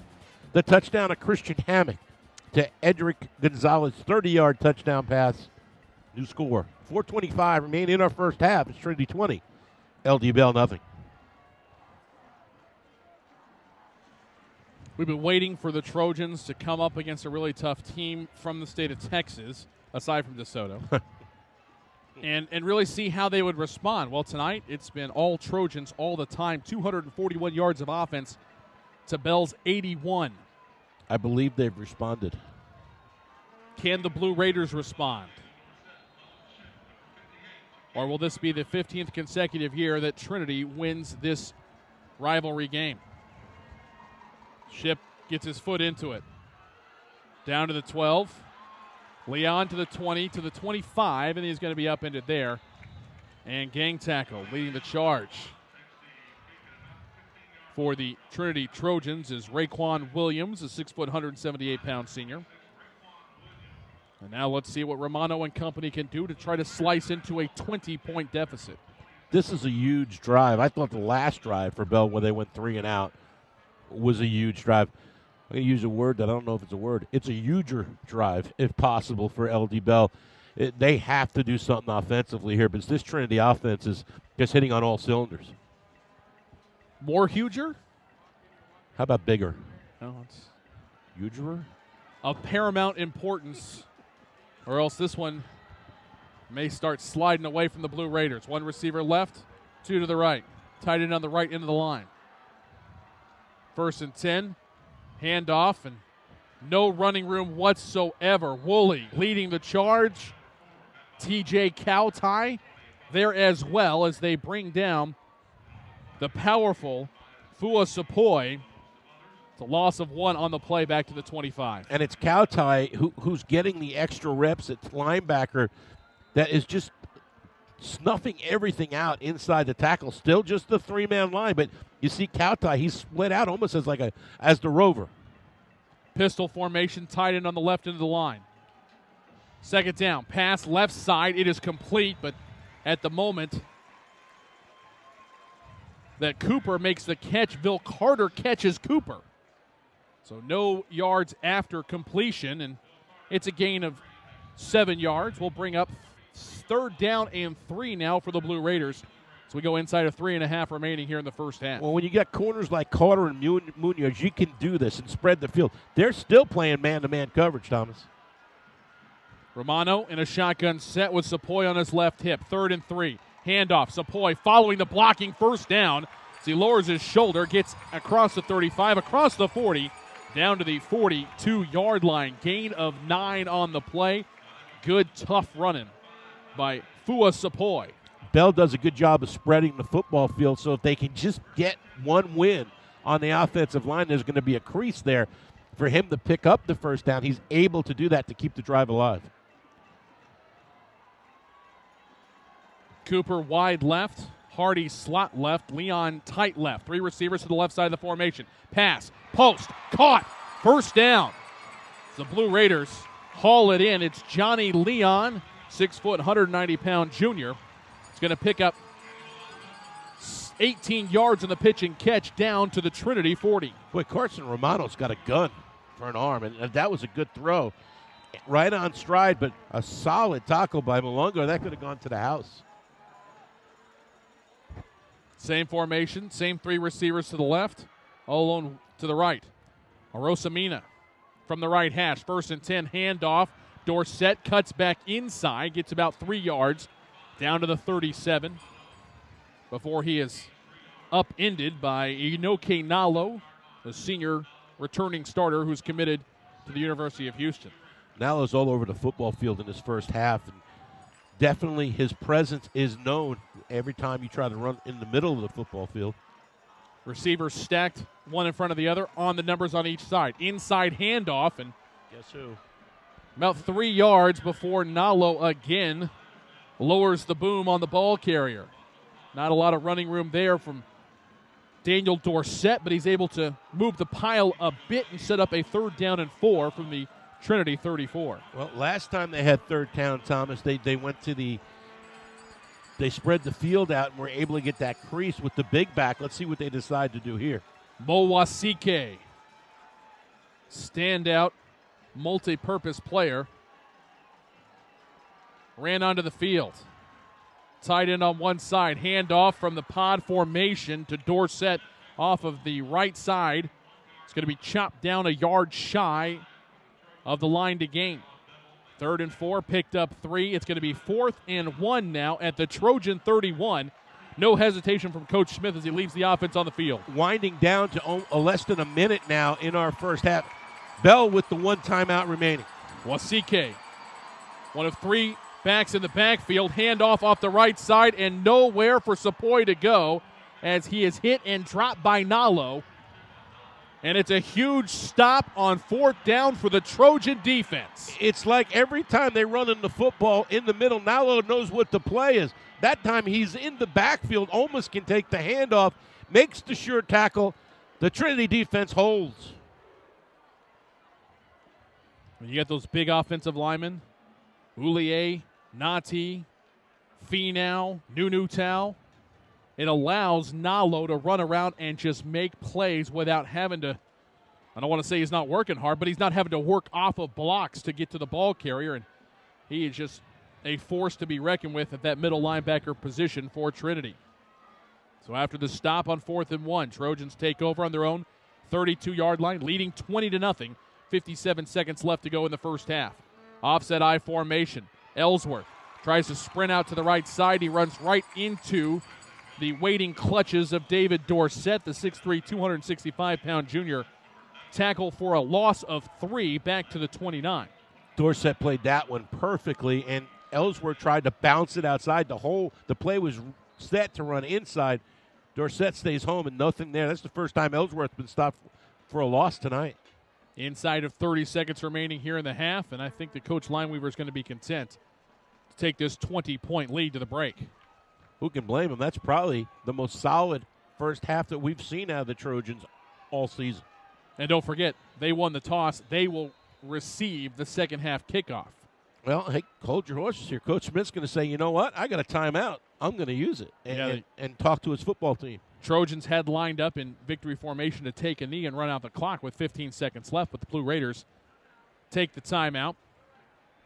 We'll take it with them. 15 seconds left to go. First half, Trinity 20, Blue Raiders nothing. You're listening to Trinity Trojan Football on Champion Sports Radio, brought to you by Texas Health, HEB. The Centers for Disease Control and Prevention estimates that nearly 4 million brain injuries occur every year due to sports in the U.S. They also estimate that 70% of concussions go unreported. Not identifying concussions early can be devastating, especially if the athlete continues to play with symptoms. Catching hard hits fast is critical, and that's why you need the Shockbox Helmet Impact Sensor. The Shockbox is a small sensor that easily attaches to most football, lacrosse, and hockey helmets and instantly sends a signal to a smartphone on the sidelines when the player has taken a hard hit that puts them at higher risk for injury. The free app receives data from the sensor, displays information about the impact, and even walks the user through a concussion assessment. The app also logs symptom and impact data for future medical use. Visit ShopboxDFW.com to learn more about the Shockbox Impact Alert Sensor and determine if it is the right option for your child. Be warned instantly when a player has experienced a head impact that could result in a concussion. Visit ShockboxDFW.com today. ShockboxDFW.com.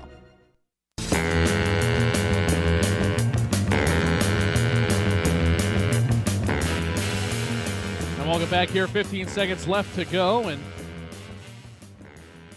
Trojans line up to take a knee. Hammock with the snap from center, puts the knee down, and that'll do it.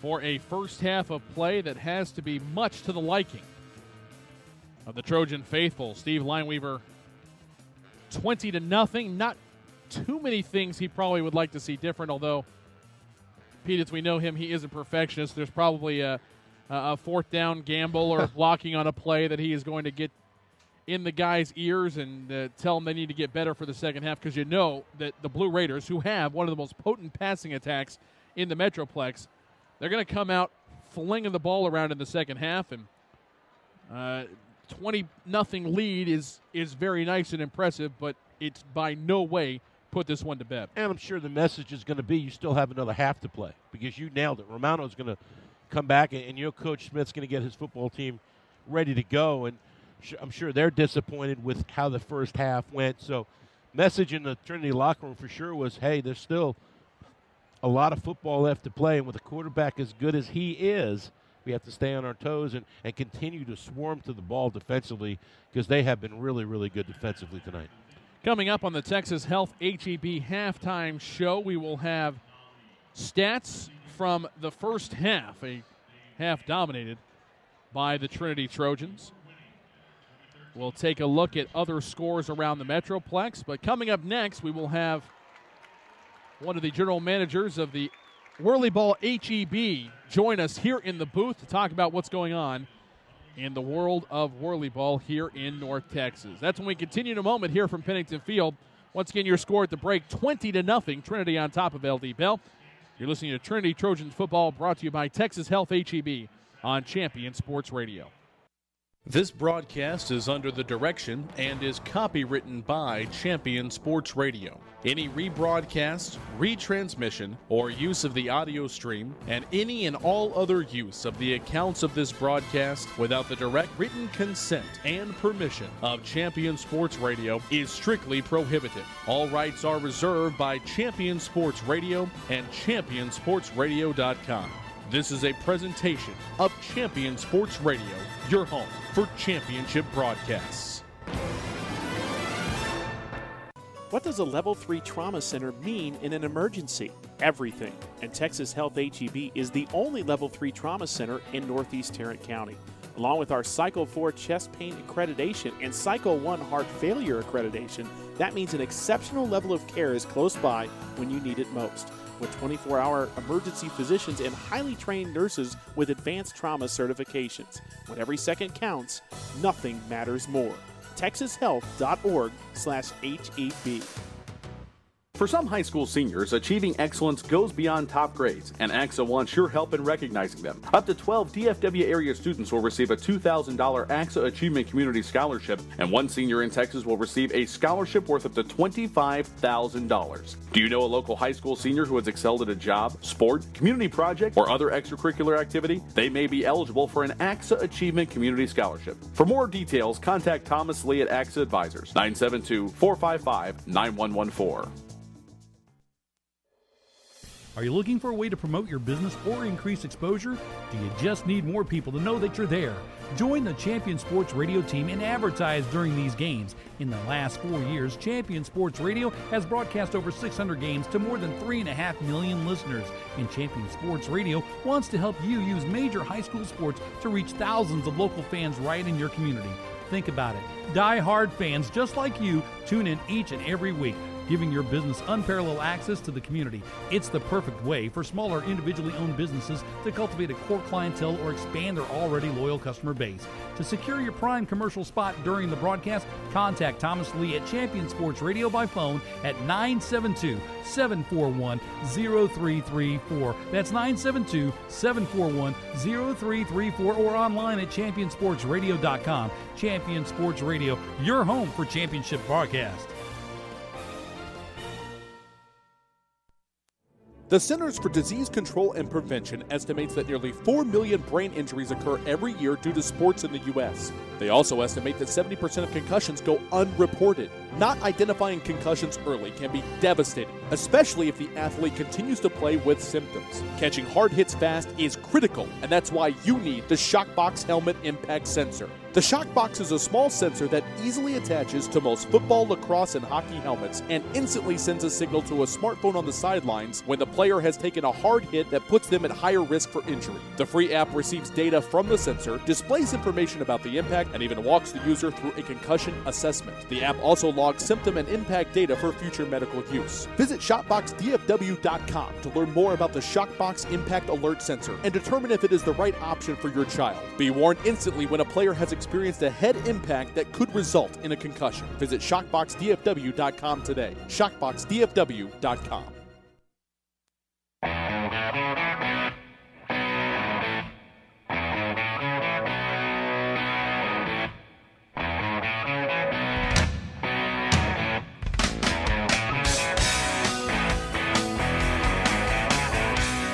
And welcome back here to Pennington Field. We continue on with the Texas Health HEB halftime show. Your score at the break, Trinity 20, LD Bell nothing.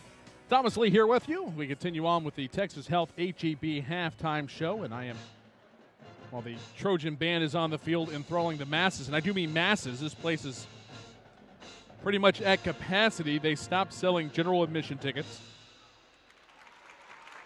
There are a couple of reserved left, but that's about it. We've shoehorned just about as many people as we can into this place.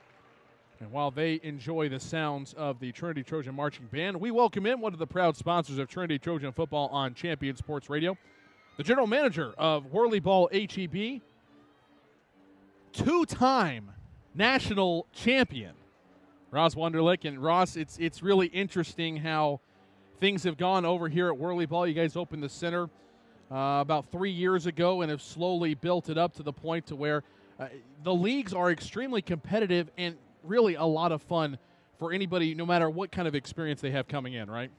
It really is amazing. You know, when we started this out, we weren't sure how the competitive side of Whirly Ball was going to start, but, you know, the leagues have really kind of taken off and sort of developed into its own thing, and it's really great to see people getting into the sport because, as you know, it is impossible not to love it. Whether it's a birthday party or a corporate event or whatever, the one thing I always hear from people who go play Whirly Ball, they always want to talk to me about it afterwards, of course. Like, oh, I finally got to go play because I've been talking about it for, 18 years now, I guess. But whenever they come back to me, they're like, I had more fun than I think I ever thought was possible. I felt like a kid just experiencing pure joy again, and it felt like the first time. It's just such an enjoyable experience out there in the court. It really is. You know, the best way I've heard it described, it is the most ridiculous thing you've ever heard of, but at the same time, it's the most fun you'll ever have. There's just something about that sport when you get out there. It doesn't matter if you're competitive or not competitive, or short or tall or fast or slow. It's a great equalizer. Everybody's in the same car. And no matter how competitive you are, as soon as that other team scores the first point, the game is on.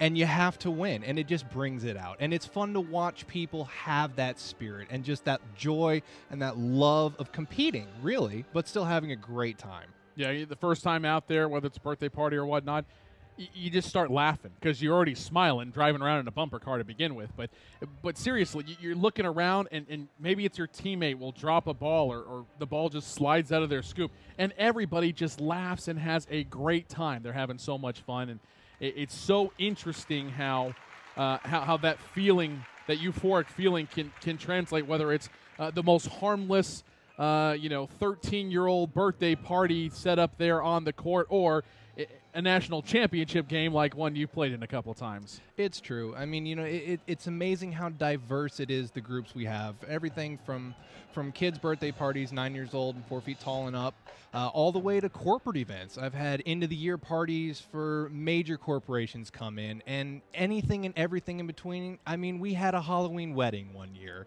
Everybody loves Whirly Ball. All right, let's try to explain it. I'm going to go with my normal setup here, and if you have anything to add, feel free. So you're on a basketball court. Take the rim of the basketball court, fold it up into the backboard, and cut out a circle. That's the target. That's what you're trying to shoot for. But you're saying to yourself, how am I going to get a basketball up there? Well, we don't use basketballs at Whirly Ball. You use a wiffle ball. Okay, good. So you got a wiffle ball, but you can't use your hands to throw it around because that sounds weird. So for those of you who are over 35, you probably remember playing trackball as a kid. It was big in the 70s. You have a trackball scoop, and if you don't know what trackball is, it's basically like a handheld lacrosse stick or highline maybe. So you get this scoop. You got a wiffle ball. You're shooting at the basketball goal. It's 5-on-5, and you're in bumper cars. You know, I don't think I've ever heard it summed up quite that well. That is it in a nutshell, but nothing you can say quite captures whirly ball like playing. Be it leagues, be it a birthday party, or even our open play on Monday nights from 8 to 10. It's $5. You get to come out and play the 2 hours, and it is a great way to get introduced to the sport. And honestly, once you come one time, you're going to be begging your friends to come with you next time. It is just amazing how much fun it is. And not to mention, you're in a bumper car, you've got a stick, you're throwing a ball at a backboard, and all your friends get to watch you make the most ridiculous mistakes. You think a ball falling out of your scoop is bad? Try throwing it backwards. I'm aiming this way, and I rear back, and I throw, and I've seen it happen dozens and dozens, hundreds of times. And when they follow through, the scoop is empty, and the ball's behind them bouncing on the court. And they have a look of utter disbelief on their face. And they start laughing. And it's amazing. Because everybody's having a good time. Absolutely. That's the best part about it. So you mentioned Monday nights. It's a wonderful way. You know, if you want to get 10 people together and go up and rent the court for an hour, by all means, do it. Courts availability is limited some, but you can call up there and find something that works with your schedule. But the Monday night open play, I think, is something brilliant that you guys have started doing just to get people in the car to experience it without too much skin in the game, I guess, as people would say. Yeah, you know, not everybody's got 6 to 10 people that they can, throw together a moment's notice and go ahead and make a reservation. So we wanted to open it up because we want people to come and enjoy it like we do. And so the open play lets you do that. You get 2 hours on Monday nights. It's only $5, which I dare you to beat that kind of fun for $5 for 2 hours. I mean, it really is just a blast. And so, you have 10, 15, 20, 30. Every week it's different. You got a different crowd coming in. They just want to come in and have a good time and experience whirly ball. And a lot of times people come in their first time for an open play, and the next time their whole family's there having a party. And it just goes to show how addictingly fun this silly sport really is. It can be very serious, though, because it can be. For over 25, maybe even 30 years now, there has been a national tournament held at different centers around the country. And the first point when I talk to people about this, I'm like, wait, what are you doing this weekend? Oh, it's the National Whirly Ball Tournament. I'm flying to Seattle. I'm flying to Atlanta. I'm flying to Detroit. I'm flying to Cleveland, or wherever it is that we're going to go and carry the banner for the state of Texas on the whirly ball courts. Everybody just kind of looks at me like, are you serious? There really are national tournaments to this deal? But I think you and I can both attest, both being national champions in our own right, that yes, there is a national tournament, and I have never been in a more competitive environment than at nationals, with the banner on the line, the championship on the line, and the scheming, the sportsmanship, the ability to draw up X's and O's, and then just flat out the ability to make the unbelievable player, unbelievable shot. It's a great experience on every level. It really is. I try to explain to people just how intense the feeling is at the Nationals. And I've told people before, I was a high school athlete, and I was recruited as a baseball pitcher. And I can tell you that throwing in front of scouts made me less nervous than the first time I stepped out on a Nationals court. And I know that sounds ridiculous. Just like you said, people go, what? Are you serious? But it really is. And it allowed me to focus that competitive energy on something that I truly, truly love.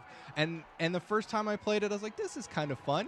This is a really cool game. And it just brings you in, it draws you in. It's just a great game for everybody. And there's something about being at Nationals and having 100, maybe 200 people watching, banging on the glass every time there's a turnover or a made shot or, in your case, a block.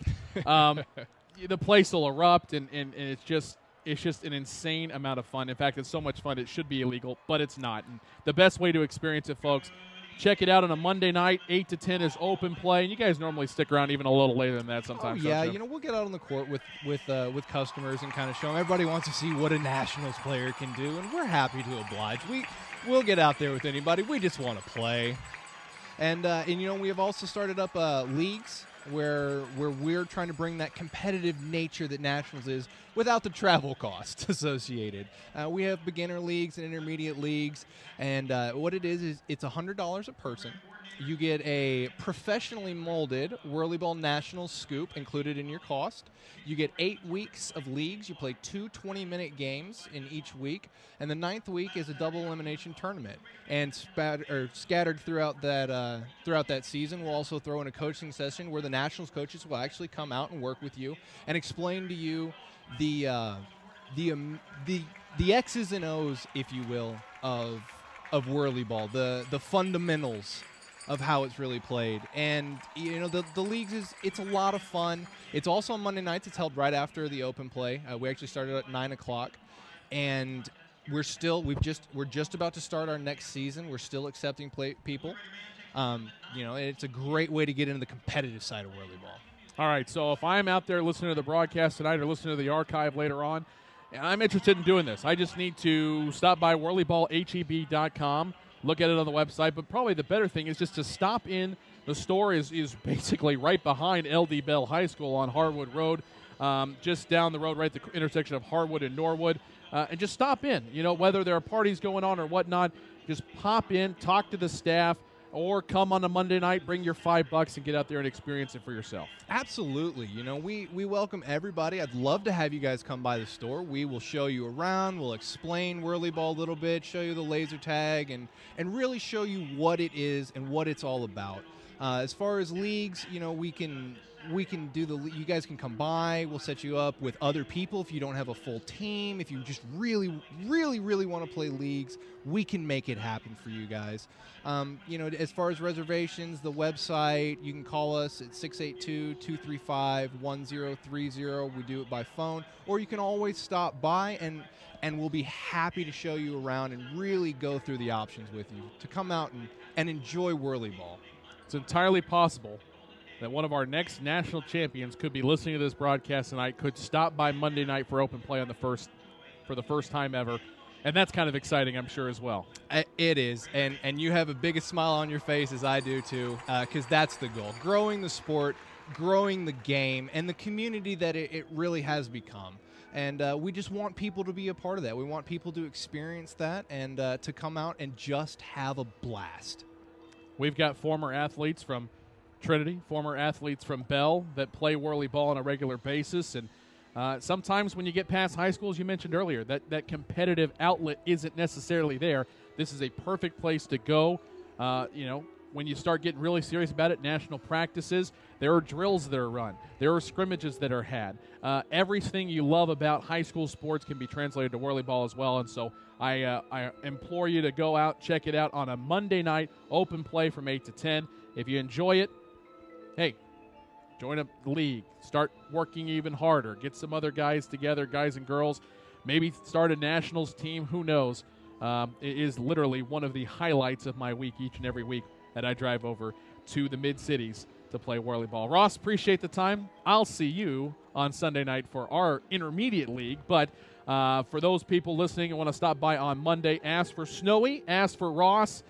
They'll be there to show you around and get you caught up on everything that is Whirly Ball, explain it to you. And like I said, $5 for 2 hours of some action on the court and so forth. You just can't beat the value. You can't beat it. It's just too much fun. All right, Ross, appreciate you stopping by. WhirlyballHEB.com is the website. And again, leagues are forming right now, so visit them online or stop by the store there at Norwood and Harwood, right basically kind of behind LD Bell High School.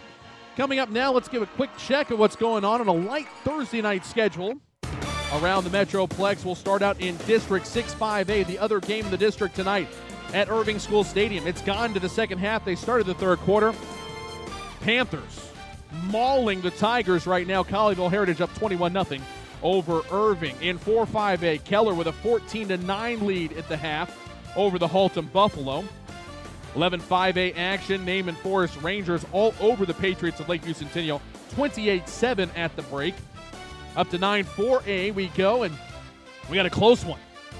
Frisco Heritage and Little Elm tied at 14 at the break. Wakeland, 2 touchdowns ahead of Frisco Centennial at Toyota Stadium. 14-0 the score there. 10-4A action, Highland Park with that unbelievable win last week over Poteet, taking on West Mesquite tonight on the road at Mesquite Memorial, and the Scots with a 14-7 lead late first half. 11-4A action. South Oak Cliff in the Battle of Titans. 10 points better than the Carter Cowboys, 14-4. Cowboys with a pair of safeties in the first half. They've gone to the second half. Kimball 29-0 over Pinkston at Wilmer Hutchins. Seagoville shutting out North Dallas 56-0 in the first half, and Molina 6 points better than Adamson, 13-7 at the break. 12-4A action. Woodrow Wilson 34-12 lead in the first half over Bryan Adams. Lincoln High over TJ 26-7. Thomas Jefferson scored, but still in the losing end of the Tigers at this one at the break.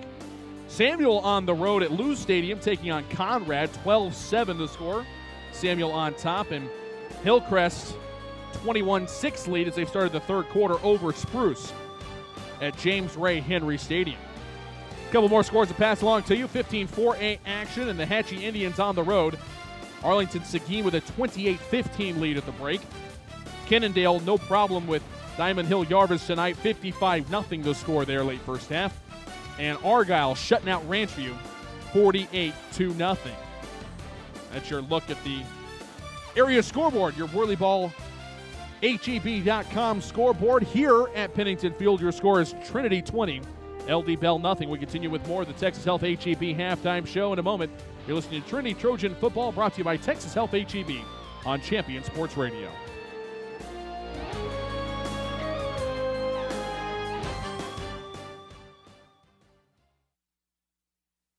At Texas Health HEB, we're not just celebrating 40 years of caring for our community, but also our ongoing commitment to provide the highest level of health care in Northeast Tarrant County. In fact, we're now the only Level 3 trauma center in the region, not to mention our Cycle 4 chest pain accreditation, Cycle 1 heart failure accreditation, and designation as a certified primary stroke center. After 40 years, we're better than ever, and here's to 40 more. TexasHealth.org/HEB. Never do today what you can put off until tomorrow, right? Now, that's not exactly the saying, but it seems like people would rather do anything other than doing something about their finances. That's why there's AXA Advisors. We work one-on-one with you to create a financial strategy for the things you need tomorrow. Start your financial strategy today with AXA Advisors. Call Thomas Lee at 972-455-9114. That's 972-455-9114. Securities offered through AXA Advisors, LLC, 212-314-4600. Member FINRA SIPC. If you're a basketball parent or coach, you need StatGeek, the simplest way to keep stats ever created. Our easy-to-use iPad app turns anyone into a professional statistician, and all they have to do is simply follow the ball. Produce full and accurate box scores and play-by-play reports. Send accurate stats out to your fans, media, or recruiters. It's sports statistic collection redefined. StatGeek is available right now in the iPad App Store for just $4.99, and there are team fundraising opportunities available as well. On the web at statgeek.com. StatGeek, keep your eye on the ball. Are you tired of only spending time as a family huddled around the TV? Would you like to enjoy some culture with your loved ones without breaking the bank? Then let me introduce you to the Greater Dallas Youth Orchestra. The GDYO provides music education and performance opportunities for musically talented youth, but this is no kids' concert. The GDYO comprises 7 different ensembles made up of over 425 talented musicians ages 8 to 18, representing more than 50 communities in North Texas. You won't believe how amazing these ensembles sound until you hear it for yourself. So join them for one of their concerts at the Meyerson Symphony Center or Dallas City Performance Hall. For more information on how to make a donation, as well as a listing of upcoming GDYO concerts, visit gdyo.org. And if you know a talented young musician interested in an unbelievable experience, auditions take place in the spring. Connect with the Greater Dallas Youth Orchestra on Facebook, Twitter, LinkedIn, and at gdyo.org. There's a time and a place for everything. As you'll see, projections for the next quarter are... He shoots, he scores. 2 points for team middle management. The office is not one of them. Jack, can I see you in my office? No pouting. It's your ball. Let's see what you got. But Whirly Ball is. For corporate events, team building, and private parties, Whirly Ball in Hearst and Plano is electric fun. Test your skills on the arcade games. Zip around in your Whirly Bug for a Whirly Ball competition. Or play the most affordable laser tag in the city. Learn more at whirlyball.info.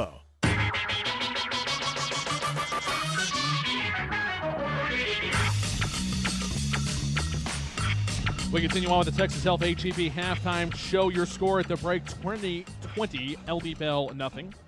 Thomas Lee joined back by Sweet Pete Nielsen here. And time for your first half stats brought to you by WhirlyballHEB.com. Leagues are forming now, and in fact, folks, if you come out, try open play. If you like open play, get in the league. Because when you win the league championship, you get into a suite for a Dallas Stars game. That's right. Into a suite for a Stars game. You can win tickets. What's keeping somebody from going, Pete? I just don't know. Can I just go to the suite? No, you have to earn it. Well, okay. No free handouts. You saw my act in the Whirly Ball world. Yeah, we have our Champion Sports Radio Christmas party there. I just want to hit people. But it's fun, right? Well, absolutely. As long as I can play bumper cars too, it's fun. Absolutely. No, it's a great thing, and you know we had. Imagine that former players that are now broadcasters, and you think it got a little competitive? Yeah. In fact, I think I slashed your fiance. Yeah. Well, she forgive me. She's almost healed. Yeah, so, I know. I hope it's just before the wedding, partner. Yeah, I don't know if she's going to play this year. Nope. All right, let's take a look at your first half stats. We'll start out team statistics, and the Trojans, no surprise here, outgaining LD Bell in a big way. They lead it on the scoreboard 20-0. On the stat sheet, 236 total yards for the Trojans to 122 for the Blue Raiders. 141 yards on the ground, 95 through the air. For LD Bell, 35 yards on the ground, 87 passing, but a very high percentage, as we'll get to in just a moment. 11 first downs for the Trojans, 4 for the Blue Raiders. Punts, 1 for Trinity, 3 for Bell. Blue Raiders are averaging almost 40 yards per punt and only 27 yards for the one effort for Trinity, although it did pin Bell down deep into their end of the field. Only 1 turnover in the contest, a fumble forced by Bill Carter, recovered by Turner Wimbley.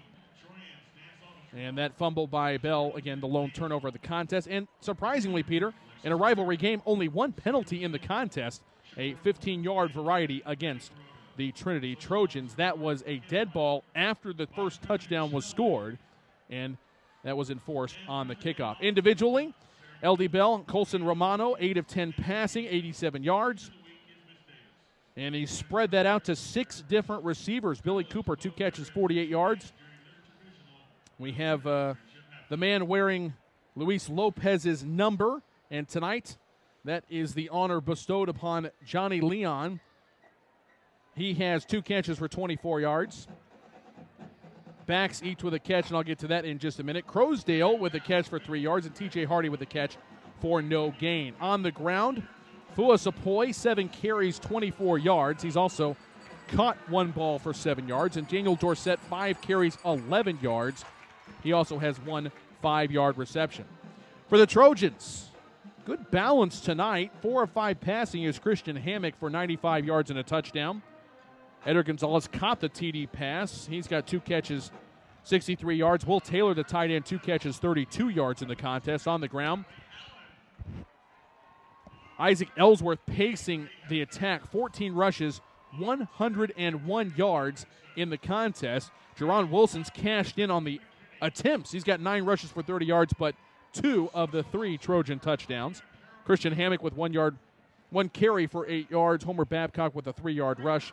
And there's also a team stat of -1 yard. But you add it all up, Pete, and it's kind of what you would expect for a Trinity Bell game, maybe except for the scoreboard. With the potent passing attack the Blue Raiders have with Romano, they haven't been able to really put it all together and make something special happen. Thomas, for me, the difference in this first half of this football game is Christian Hammock and how he managed the football game for Trinity offensively. Ran the ball well. You mentioned the yards he has on the ground, but it's the completions he made to keep drives alive in that first half that, in my mind, is the difference in this football game. And he has really done a nice job tonight of managing the game, not forcing the ball down the field, but really doing a good job of taking care of the ball. We talked about in the open, one of the keys to the game was turnovers. One turnover in a game, it's a Bell turnover, and it's a points-affecting turnover. So Trinity, as I said, as they were running off the field at halftime, if we had a sideline reporter to have a chance to talk to Coach Lineweaver, he would be pleased with how his football team played, but it's only a half a game. Yep. Second half, in fact, is coming up right after this timeout. 20-0, Trinity on top of LD Bell. That'll do it for the Texas Health HEB halftime show. When we come back, we'll have the second half kickoff and see how the Trojans will respond with this 20-point advantage. They will get the ball to start the second half when we come back to Pennington Field. You're listening to Trinity Trojan Football, powered by Texas Health HEB on Champion Sports Radio. At Texas Health HEB, we're committed to being the #1 hospital in Northeast Tarrant County. And we're doing it in a number of ways, like 550 physicians, 43 unique specialties, 300 beds, and 24-hour emergency service, to name a few. And here's one more number, 40. As in, we're proud to be your hometown team for healthcare, 40 years and counting. Who's #1 in Northeast Tarrant County? Texas Health HEB. Visit texashealth.org/HEB. You make plans for just about everything, the weekend, vacation, going out to dinner. But have you created a plan for the rest of your life? Start your financial strategy today with AXA Advisors. Call Thomas Lee at 972-455-9114. That's 972-455-9114. Securities offered through AXA Advisors LLC, 212-314-4600. Member FINRA SIPC. Do you need a boost in exposure? Want to reach local, community-minded folks with information about your business? Join the Champion Sports Radio team and advertise during these games. In the last 4 years, Champion Sports Radio has broadcast over 600 games for more than 3.5 million listeners. And Champion Sports Radio wants to help you use major high school sports to reach thousands of local fans right in your community. It's also a way for your business to give back to the community by helping all these well-deserving student athletes get some recognition for their accomplishments. The cost simply can't be beat for the effect it will have. You get a lot of bang for your buck, and best of all, it provides an opportunity for the best advertisement of all, word of mouth. To secure your prime commercial spot during the broadcast, contact Thomas Lee at Champion Sports Radio by phone at 972-741-0334. That's 972-741-0334, or online at championsportsradio.com. Champion Sports Radio, your home for championship broadcast. The Centers for Disease Control and Prevention estimates that nearly 4 million brain injuries occur every year due to sports in the U.S. They also estimate that 70% of concussions go unreported. Not identifying concussions early can be devastating, especially if the athlete continues to play with symptoms. Catching hard hits fast is critical, and that's why you need the Shockbox Helmet Impact Sensor. The Shockbox is a small sensor that easily attaches to most football, lacrosse, and hockey helmets and instantly sends a signal to a smartphone on the sidelines when the player has taken a hard hit that puts them at higher risk for injury. The free app receives data from the sensor, displays information about the impact, and even walks the user through a concussion assessment. The app also logs symptom and impact data for future medical use. Visit ShotboxDFW.com to learn more about the Shockbox Impact Alert Sensor and determine if it is the right option for your child. Be warned instantly when a player has experienced a head impact that could result in a concussion. Visit ShockboxDFW.com today. ShockboxDFW.com.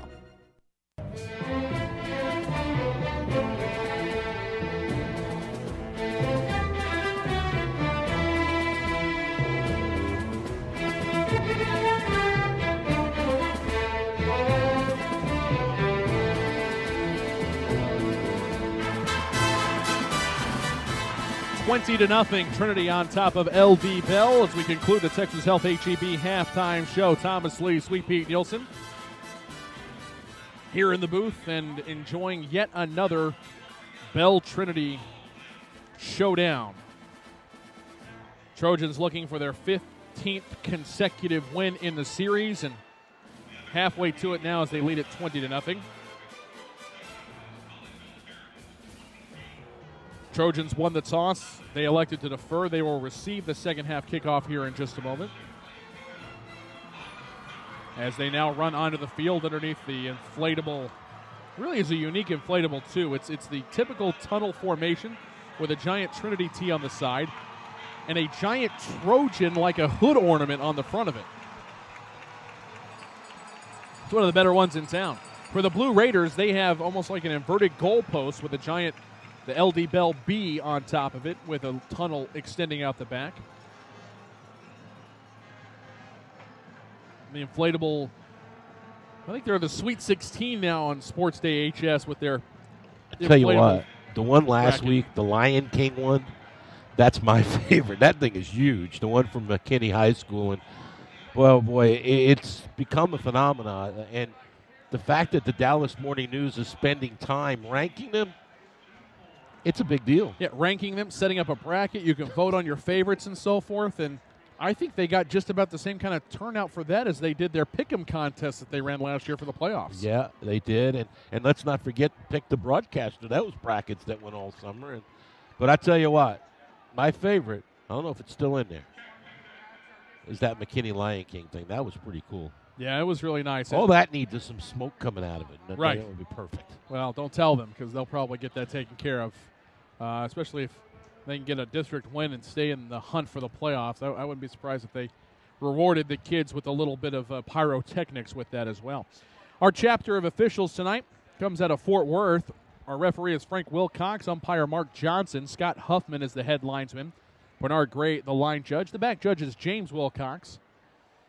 And so far, very clean game, just the one penalty, the post-touchdown penalty that was thrown against the Trinity Trojans and enforced on a kickoff that gave Bell a decent starting field position for the second half. But I really would have liked to have been a fly on the wall at the break where Coach Smith, of course, he's been coaching for 14 years. He's in his 5th year at Bell. Named head football coach in 2011 after serving 2 seasons as a defensive coordinator. And they were able to make the playoffs each of the first 2 seasons. 6-5 by-district finalists the first year, 7-4. And last year dropped a heartbreaker to Denton Ryan in the first round of the playoffs at Cowboys Stadium. But whatever one of his best speeches at halftime was, he needed to dust it off and use it tonight because they trail 20-0 and have to kick off to start the second half. Absolutely. Blue Raiders have it teed up. Tyler Dunlop, the sophomore, with a pooch kick down in the middle. It's going to bounce around, and the Trojans will recover it on their own 28-yard line. And I don't know if that was to stop the Trojans from a great return or to perhaps cause a lucky bounce and have the Blue Raiders recover and steal a possession to start the second half. I believe, Thomas, it was the latter. I think they were trying to get away with one there. There's a hole in the middle of the return coverage right there in the middle of the field. The kick was perfectly in the middle of that, but he got a Sunday bounce to the closest Trinity player, and he came right to him, so it didn't quite work out. The quarterback is Christian Hammock. He'll hand off on first down. Tough running inside for Ellsworth as he gets across the 30 and out to the 32-yard line. Gain of a couple, and playing to the whistle was the offensive line for the Trojans as a Blue Raider defender goes flying. So Hammock, the senior quarterback, Ellsworth, the senior running back. We'll also see J-Ron Wilson before long, the sophomore sensation. Homer Babcock, the senior fullback. Receivers DeAndre Gibson, a senior. Edric Gonzalez, a senior. And Deion Ginyard, a senior. Tight ends Will Taylor and Inoki Longi, both seniors as well. As the ball gets into the hands of Ellsworth, makes a man miss, turns the corner, and he is gone. Say goodnight to this one. Touchdown, Trinity. 69-yard touchdown run for Isaac Ellsworth. And after that cut around the left side, he was gone like he was shot out of a cannon. And just a case that the Bell defense over-pursued to the sideline because that's what Ellsworth has done all night. Well, not so fast. He cuts it back up, puts his foot in the ground, takes it back to the middle of the field. Nothing but green Pennington Field in front of him. 69 yards later, Trinity touchdown. Cullen Ship's extra point is up and good. New score from Pennington Field. Trojans. Well, they don't take a lot of time off the clock on this one. They drive right down the field and onto the scoreboard. They now lead at 27-0. 11:09 left to go in the third quarter. You're listening to Trinity Trojan Football, brought to you by Texas Health HEB on Champion Sports Radio. What does a Level 3 Trauma Center mean in an emergency? Everything. And Texas Health HEB is the only Level 3 Trauma Center in Northeast Tarrant County. Along with our Cycle 4 chest pain accreditation and Cycle 1 heart failure accreditation, that means an exceptional level of care is close by when you need it most. With 24-hour emergency physicians and highly trained nurses with advanced trauma certifications. When every second counts, nothing matters more. TexasHealth.org/HEB. When you want to start a financial strategy, you need one-on-one guidance from some of the best trained professionals in the financial services business. AXA Advisors is part of a global company helping millions of people pursue their financial goals. Contact Thomas Lee with AXA Advisors today to get started on your financial strategy. Call Thomas Lee at 972-455-9114. That's 972-455-9114. Securities offered through AXA Advisors LLC, 212-314-4600. Member FINRA SIPC.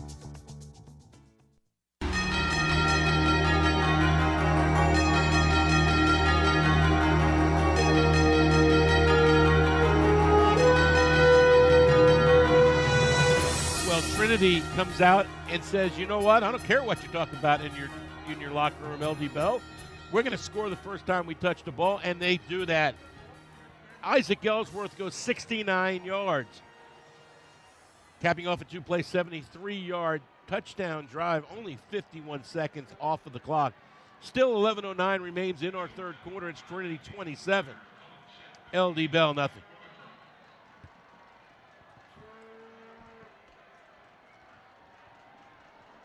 Ship approaches and boots this one deep down the right side, fielded by Leon. Turns the corner at the 5, gets some blocking to the 10 to the 15, and it's going to be chopped down right at the 20-yard line. Nice tackle on special teams by Coyote Jaolia. And the Blue Raiders will take over 1st and 10 on their own 20. And for Mark Smith right now on the sideline, you're like, okay, well, we haven't touched the ball and we're down even more. You still got to get the kids fired up. And with Romano, and I guess that's where you can really kind of hit your giddy right now, is we still have a chance, particularly the way he found that seam pass for nearly 50 yards to Cooper in the first half before the fumble. This young man that came into this game with over 1,300 yards in the air, Thomas, and he's done a nice job all year. That's good enough for 11th in the Metroplex. And with the day and age of football the way it is now, how the ball's flung around, that's saying something. So if he can find some guys, he's had some guys open. I think you're going to see Bell abandon the running game here, though, and just try to spread the field out and see if they can get some mismatches. Romano, the senior, was 8 of 10 passing in the first half for 87 yards. He's got 2 receivers either way, both of them stacked up, one in front of the other at the numbers. From the middle of the field, 1st and 10. Delay draw, and a good run out across the 20 and down near the 25-yard line for Fua Sepoy. Oh, a poor umpire took a shot. Sepoy brought down by Jalen Bevel, and the umpire brought down by his own feet, I think, more than anything else. Brought down by the 25-yard line. Oh, it was a trailing linebacker on the play that lowered his shoulder. You got to have your head on the swivel even if you're wearing a striped shirt. He did pick him up. 2nd down and 5 from their own 25. Shotgun snap is back. Handoff on a counter. Sepoy trying to move the pile, and he does. Gets across the 30 to the 31. Gained 6 on 2nd and 5. And to your point, they're not ready to abandon the run just yet. When everybody thinks pass, they're taking advantage of some openings that are there. And it's a tough situation for Coach Smith because he can't afford to go with 3 and out and give that ball back to the offense because the defense needs to get a break. Play fake. Romano rolls the pocket right, throws on the money. But the catch is then in and out of the hands of the intended receiver. Arosamina can't hang on, and incompletion will bring up 2nd and 10. That's Bill Carter having an outstanding game tonight. The ball's there. It's right in the receiver's hands, but Carter makes a better play just swiping it away and out of the receiver's hands for an incomplete pass. Romano has Sepoy, the senior, in the backfield with him. Receivers include senior T.J. Hardy, junior Johnny Leon, Billy Cooper, a senior, and the senior Jonathan Arosamina. Two to the right, pistol formation, handoff Sepoy. Off right tackle around, and a good run on second down as he gets 9 yards down to the 40 before he's tripped up. Offensive line for the Blue Raiders, Sajan Hall, the left tackle, a senior. Senior Mason McClelland at left guard. Senior returning starter at center. Moved from left tackle is Clint Smith. The right guard is Jared Smith, a senior, and senior right tackle is J.T. Moran. And it was Jared Smith who pulled on that play to made the block that let him get the corner. 3 receivers left. Cooper wide left. Slot left is Hardy. Tight left is Leon. From the right hash, wide right is Aromasanu. Inside give on 3rd and 1, and Sepoy needed 1, picked up 3. It'll be enough to move the chains for the Blue Raiders and establishing a little something here and a little bit of momentum on the Blue Raiders sideline on offense. Yeah, and doing a nice job of controlling the football. Now, a bad sign. Here comes Clint Smith out of the game and for LD Bell. Woody Ward's gone in and is going to play center. First down and 10. I think he's trying to get his helmet back on and secure. Those helmets get knocked off. He has to sit out for a play. 3 receivers left, 1 to the right near the right hash. 1st and 10 on their own 43. Romano with time, fires over the middle, intercepted. Picked off. Nolo's done everything else tonight but make an INT. He now returns it to the 25, to the 20. Bounces off a would-be tackler. Still on his feet to the 5. Into the end zone. Touchdown, Trinity. Inoke Nalo, the senior linebacker with the INT, returns it 55 yards for a touchdown. Flag down, Thomas, back at the 10-yard line. I think you may have a block in the back on the return, but hey, you need another running back? You just found him. Holy cow, what a return. But I think it's going to come back, my friend. Actually, 2 penalty flags down on the play. 22-yard line. And the officials will try to sort things out. Second turnover on Bell, and they just come at bad times, Thomas, and they had a really nice drive going that time. Recall the first one was on a good drive, and they fumbled. This time an interception. Romano never slowed the middle linebacker who sat back in the zone. Nalo played it perfectly. And here comes Frank Wilcox. I will say something about this officiating crew. They don't throw many flags, but when they do, they make sure they get it right.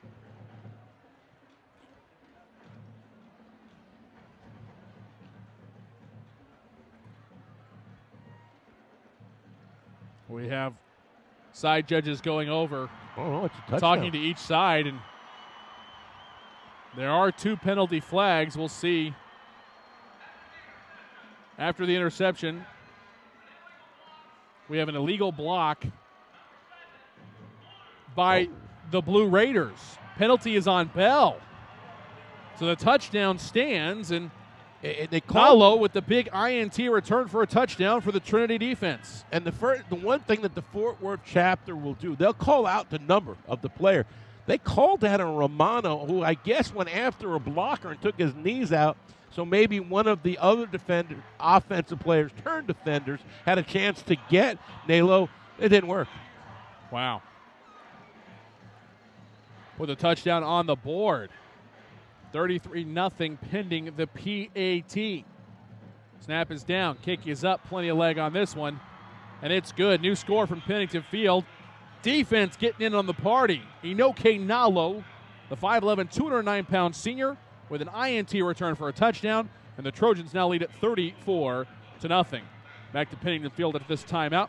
You're listening to Trinity Trojan Football, brought to you by Texas Health HEB on Champion Sports Radio. There's a time and a place for everything. As you'll see, projections for the next quarter are... He shoots, he scores! 2 points for team middle management. The office is not one of them. Jack, can I see you in my office? No pouting, it's your ball. Let's see what you got. But Whirly Ball is. For corporate events, team building, and private parties, Whirly Ball in Hearst and Plano is electric fun. Test your skills on the arcade games. Zip around in your Whirly Bug for a Whirly Ball competition. Or play the most affordable laser tag in the city. Learn more at whirlyball.info. If you're a basketball parent or coach, you need Statky, the simplest way to keep stats ever created. Our easy-to-use iPad app turns anyone into a professional statistician, and all they have to do is simply follow the ball. Produce full and accurate box scores and play-by-play reports. Send accurate stats out to your fans, media, or recruiters. It's sports statistic collection redefined. Stat Geek is available right now in the iPad App Store for just $4.99, and there are team fundraising opportunities available as well. On the web at statgeek.com. Stat Geek, keep your eye on the ball. You need Stat Geek.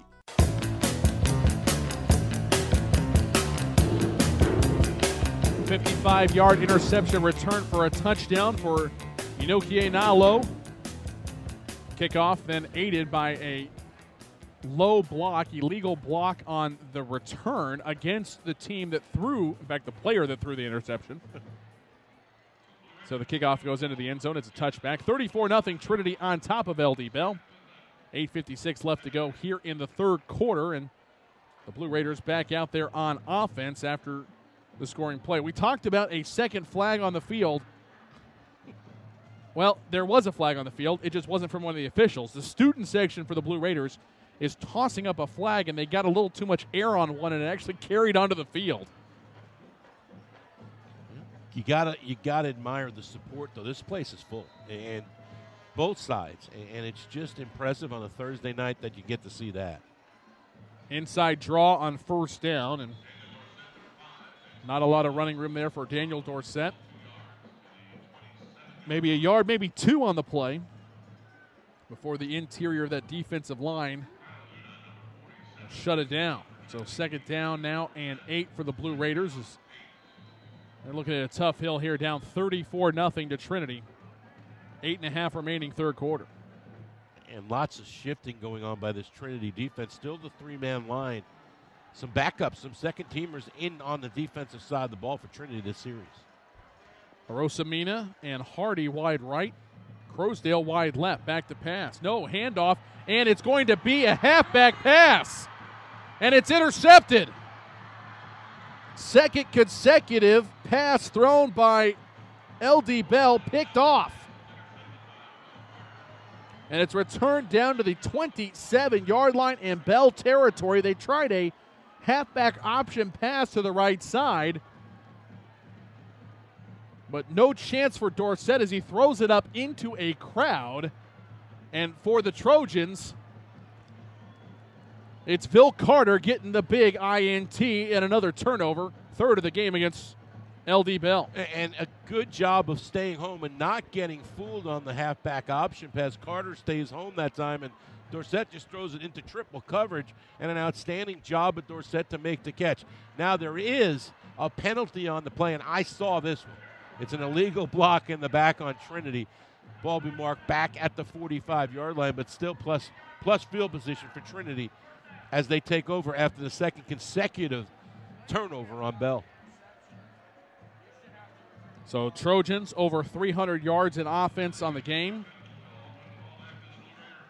Bell now provides the third turnover to none for Trinity, and you put that in a pot and you stir it up and you get a 34-0 lead for the Trojans on the scoreboard with 8:04 left to go here in the third quarter. See, Tyler Nate has stepped in at fullback this series for Trinity. He gets the handoff on first down on the belly dive, gets 3 yards. And he is something special, the 6', 219-pound sophomore Nate. That puts him over 300 rushing yards on the year, 3 touchdowns on the ground. And that's the first time he's touched the ball. You said 299, right? That's what it was coming in tonight. And first time he touched the ball, and it's 34-0. What does that tell you about this Trinity program, my friend?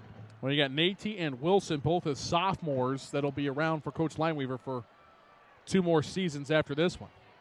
I formation, handoff off of right tackle. Big hole, busted through. And on cue, J-Ron Wilson with a great block by Nate to spring him. Scampers down to the 24. It's a 16-yard gain and a first down for the Trojans. And it's just now a case of this huge offensive line having their way. And just everything's downhill now for Trinity. And Coach Smith out on the field talking to the official. I think maybe he's a little upset, maybe no holding call on that play, but he's got to come up with some answers here as Trinity's really starting to roll. Correction, 18 yards on the play, under center. Hammock is going to lose the ball. He picks it up, and then he is slammed down at the 30. It's going to be a loss of 6 on the play, and I call out a number for Bell, but There are about 5 of those blue jersey defenders in the backfield. Yeah. And now we have fireworks in the stands, but they're just paper. Give the Bell kids some credit. They're really involved. And no one's leaving. They were excited for that play. tackle for a loss. Second down and 16 for the Trojans from the right hash. One receiver either way. I formation. Hammock under center. Play fake. Looking to go to the air. Steps and fires deep post. It is almost hauled in and out of the hands of the intended receiver. The pass was intended for DeAndre Gibson. Incompletion. Great defensive play by the Blue Raiders secondary. Step for step with him on the play was the cornerback, Alvin Fan, and coming over to help punch it out, Chad Williams, the strong safety. Boy, what a nice throw, though, by Hammock. He knew the pressure was coming. Dorsett was coming off the corner. Hit him hard, but that ball was right there. Mohammedaj also in there in the coverage. Great play by him. It's third down and 16. Blue Raiders trying to get a stop. Timeout, T. And a timeout is going to be taken. We'll take it with him. Timeout taken by the Trojans. 6:12 left to go here, third quarter. Trinity up 34-0, facing a third down and 16. We come back to Pennington Field. You're listening to Trinity Trojan Football on Champion Sports Radio, brought to you by Texas Health, HEB. The Centers for Disease Control and Prevention estimates that nearly 4 million brain injuries occur every year due to sports in the U.S. They also estimate that 70% of concussions go unreported. Not identifying concussions early can be devastating, especially if the athlete continues to play with symptoms. Catching hard hits fast is critical, and that's why you need the Shockbox Helmet Impact Sensor. The Shockbox is a small sensor that easily attaches to most football, lacrosse, and hockey helmets and instantly sends a signal to a smartphone on the sidelines when the player has taken a hard hit that puts them at higher risk for injury. The free app receives data from the sensor, displays information about the impact, and even walks the user through a concussion assessment. The app also logs symptom and impact data for future medical use. Visit ShopboxDFW.com to learn more about the Shockbox Impact Alert Sensor and determine if it is the right option for your child. Be warned instantly when a player has experienced a head impact that could result in a concussion. Visit ShockboxDFW.com today. ShockboxDFW.com.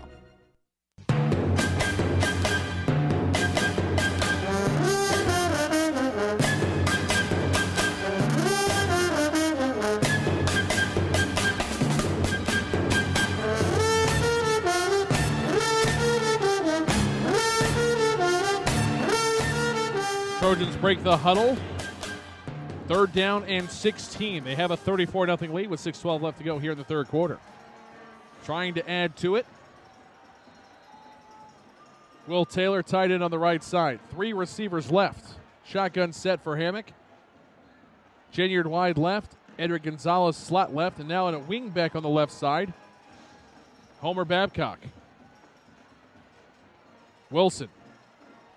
In the backfield, swing pass left side. Ginyard takes it, scampers. Pretty close to a first down there, and just a little bubble screen. It's going to pick up 13 yards and set up 4th down and 3 for the Trojans at the Bell 17. Boy, good job of Hammock getting that football out there quick and not giving Bell a chance to react to the bubble screen. And boy, Ginyard, he's just another athlete that doesn't get enough chances to touch the football, because every time he does something, it's positive. Trinity's going to go for it here on 4th down. Gibson wide right. I formation, 2 tight ends on the right side of the line. Handoff on 4th and 3, knifing through. It's a first down run. J-Ron Wilson turns sideways, slithers through the defense, and moves the chains for the Trojans. And you called it, Thomas. That's the only way he gets that first down. Because if he goes in like normal position, he doesn't get it. Turns sideways and is able to pick up the 2 yards for the first down. Needed 3, got 4, and the Trojans now have it 1st and 10 at the Bell 14. Ginyard, wide left. Taylor, one of 2 tight ends on the right side, I formation. Counter, Wilson stood up at the line and May have been knocked for a loss of 1 on the play. And what a job by Blue Raider defensive lineman Liam DiStefano. Waseke also in the middle of that, Thomas. Nice job by him. Canales, all the guys on the inside. But you're right, DiStefano was the first one there from his defensive end position. Officially no gain on the play. Bring up 2nd down and 10. Trojans working on the clock a little bit here too. Gibson wide left. It's the short side of the field. Toss, sweep right. J-Ron Wilson with an explosion through the hole and into the end zone. Touchdown Trinity. 14-yard touchdown run for J-Ron Wilson, his 3rd rushing touchdown of the night. And he just follows that right side of the offensive line. The center, the center, Mose pulls. And he's going to pull. I'm going to follow him, Thomas, and he does. And J-Ron on his 3rd touchdown, the easiest of the night, doesn't get touched as he walks into the end zone. On to attempt the extra point. At the snap of Enoke Longy, the hold of Edric Gonzalez. The kick of Cullen Shipp is up, and it's good. New score from Pennington Field. Trojans 41, Blue Raiders nothing. You're listening to Trinity Trojan Football, powered by Texas Health HEB on Champion Sports Radio. At Texas Health HEB, we're not just celebrating 40 years of caring for our community, but also our ongoing commitment to provide the highest level of health care in Northeast Tarrant County. In fact, we're now the only Level 3 trauma center in the region, not to mention our Cycle 4 chest pain accreditation, Cycle 1 heart failure accreditation, and designation as a certified primary stroke center. After 40 years, we're better than ever, and here's to 40 more. TexasHealth.org/HEB. For some high school seniors, achieving excellence goes beyond top grades, and AXA wants your help in recognizing them. Up to 12 DFW area students will receive a $2,000 AXA Achievement Community Scholarship, and one senior in Texas will receive a scholarship worth up to $25,000. Do you know a local high school senior who has excelled at a job, sport, community project, or other extracurricular activity? They may be eligible for an AXA Achievement Community Scholarship. For more details, contact Thomas Lee at AXA Advisors, 972-455-9114.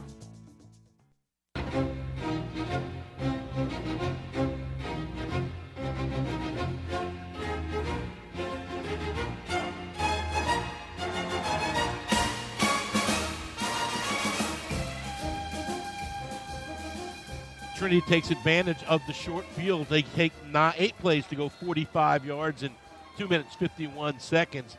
The latest scoring play, a Jalon Wilson touchdown run, his 3rd of the evening, this time from 14 yards out.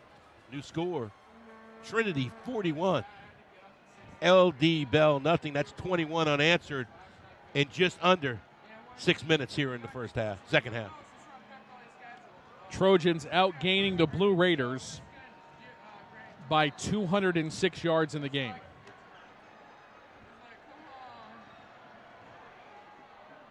Kickoff. High, short, fielded by Leon at the 17. Reverses field back to his left. Gets across the 20 and down to the 24. At an 8-yard return. And the Blue Raiders take over 1st and 10 on their own 24-yard line. And it's starting to thin out a little bit here at Pennington Field. Trinity with a 41-0 lead with 5:07 remaining in the 3rd. And once again, Recon Williams doing an outstanding job on special teams for Trinity, getting downfield. And good tackle, sure tackle, wrapping up. Not much of a return that time. Second time we've mentioned him on special teams tonight.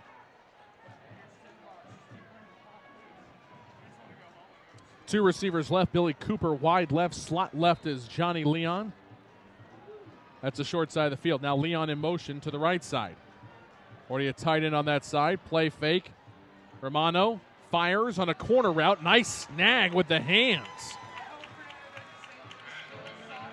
And a great route run by Jonathan Arosamina, and he hangs on to that one for a 1st down at the 38-yard line. Pitch and catch 14 yards from Romano to Jonathan Arosamina. That's a good catch, a nice throw away from everybody. The only one who was going to catch that was Arosamina, and he does with his hands for a 1st down. Inside give, counter back to the left for Fua Sapoi. It's across the 40 and down to the 44-yard line. Nice 6-yard gain on first down for Sepoy. Little slow getting up, and he is hammered down to the turf by, well, it's already from now on, every play, just assume that Enoke Nalo is in on the action somehow.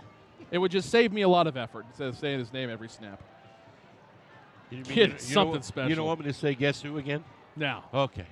We've worn that one out, too. Kind of out of superlatives to talk about the future Houston Cougar.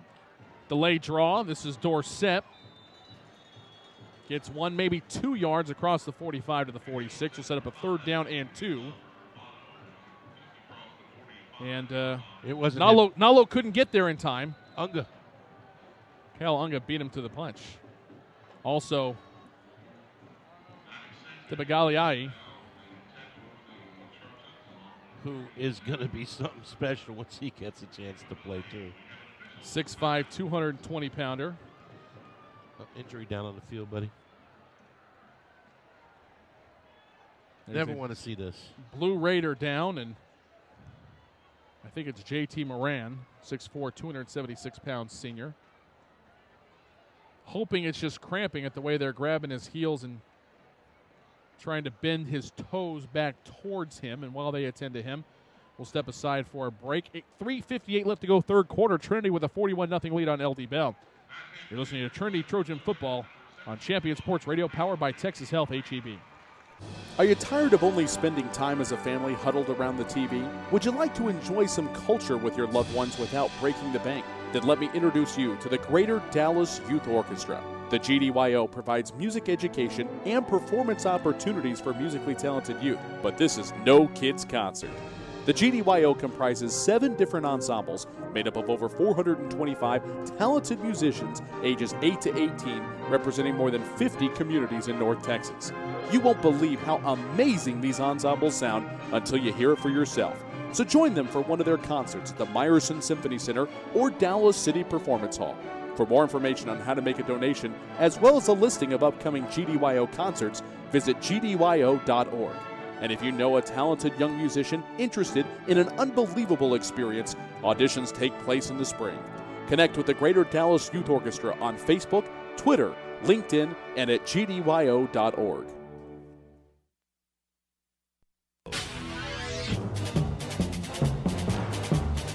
On 3rd down and 2, Romano finds Reed Anderson on a quick slant.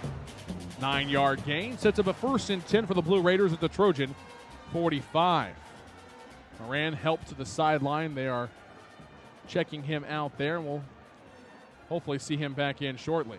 Swing pass out of the backfield to Dorsett. Hangs on, turns the corner, and is going to be pushed out at the 36-yard line by Tyler Hayes. But a nice little swing pass for 9 yards there. Sets up 2nd down and 1. Dorsett shows nice speed once he catches that football down the sideline that time. But, boy, you know, we always talk about Bill Carter, the quiet, unsung player in the secondary is Matthew Munoz, just a junior, consistently doing a good job on the other side, opposite of Bill Carter. Rosamina wide right, TJ Hardy slot right, tight right is Reed Anderson. That's the wide side of the field. Wide left on the play is Billy Cooper. And penalty flags come flying in.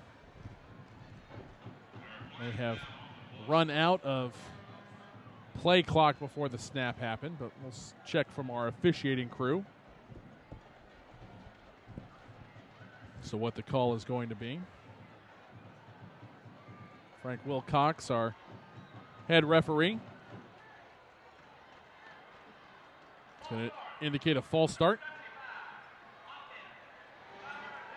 On the offensive line, it'll be 2nd down and 6 now for the Blue Raiders. Thomas, what do you think about at the high school level calling out the player's name and number? You know, you and I worked that Trinity game at Dragon Stadium at the beginning of the year against Tulsa Jinx, where we first heard them doing that. And I'll get into it after this play. 2nd down and 6. Boy. Tight window. Slant is incomplete.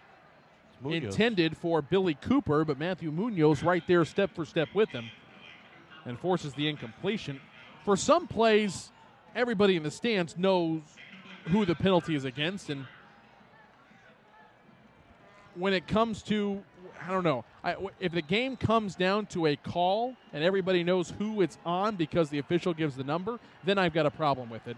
But a false start in the third quarter, when everybody in the stadium probably saw the young man move, I don't know. You can't have one without the other, unfortunately. Offensive linemen hate it. It's the only time they're ever mentioned. Yeah, the only time they ever get their numbers called. Setting up a screen pass on the right side to Dorsett. Penalty flags flying in from all angles. I think it's going to be offside on the Trojans.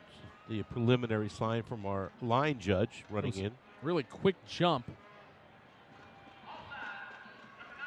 Yeah, I thought Ollier, the big senior defensive tackle, I thought he came off the ball relatively quickly on that one. And he's so big you can't miss him, and they will have to throw the flag. And again, there's a situation that we saw it, but they're going to make the announcement anyway. So I don't know. I think it's a good thing. I mean, if they get to the next level, they play the next level, it's something that they do. So, it is what it is.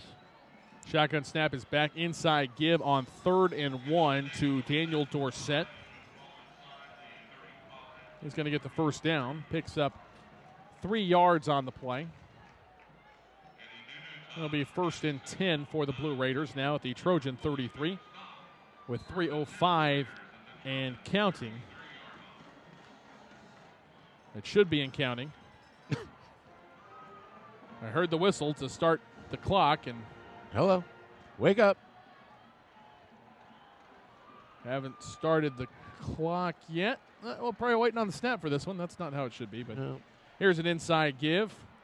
Sepoy banging inside, and maybe gets back to the line of scrimmage. Nothing more than that. Nalo, of course, in on the stop. And also, you got to give some credit here to Tipagaliai, who has come in and is really pushing his weight around here in the second half. Just so many athletes, Thomas. Guys that are second, third teamers or stars other places. We see that at Allen. We see it at Trinity. It's just it's part of the culture. 3 receivers right, 1 to the left. Play fake. Going to throw a bucket ball down the left side and about a half step in front of a streaking Billy Cooper, who came off the jam at the line. And it's a really tight window, a really small spot for Colson Romano to try to fit the ball, but if he takes just a hair off of it, he might have had a touchdown pass. Instead, it's going to be an incompletion and bring up 3rd and 10. Not much room out there to fit that one in, but I tell you what, Tyler Hayes, the DB, did a nice job. He's back playing safety, and he just did a good job of disguising the coverage, dropped back deep into coverage. Romano thought he had single coverage, but by the time the ball had reached the area of completion, it was double coverage, so it was a really tight fit. Empty set, 3 to the right, 2 to the left.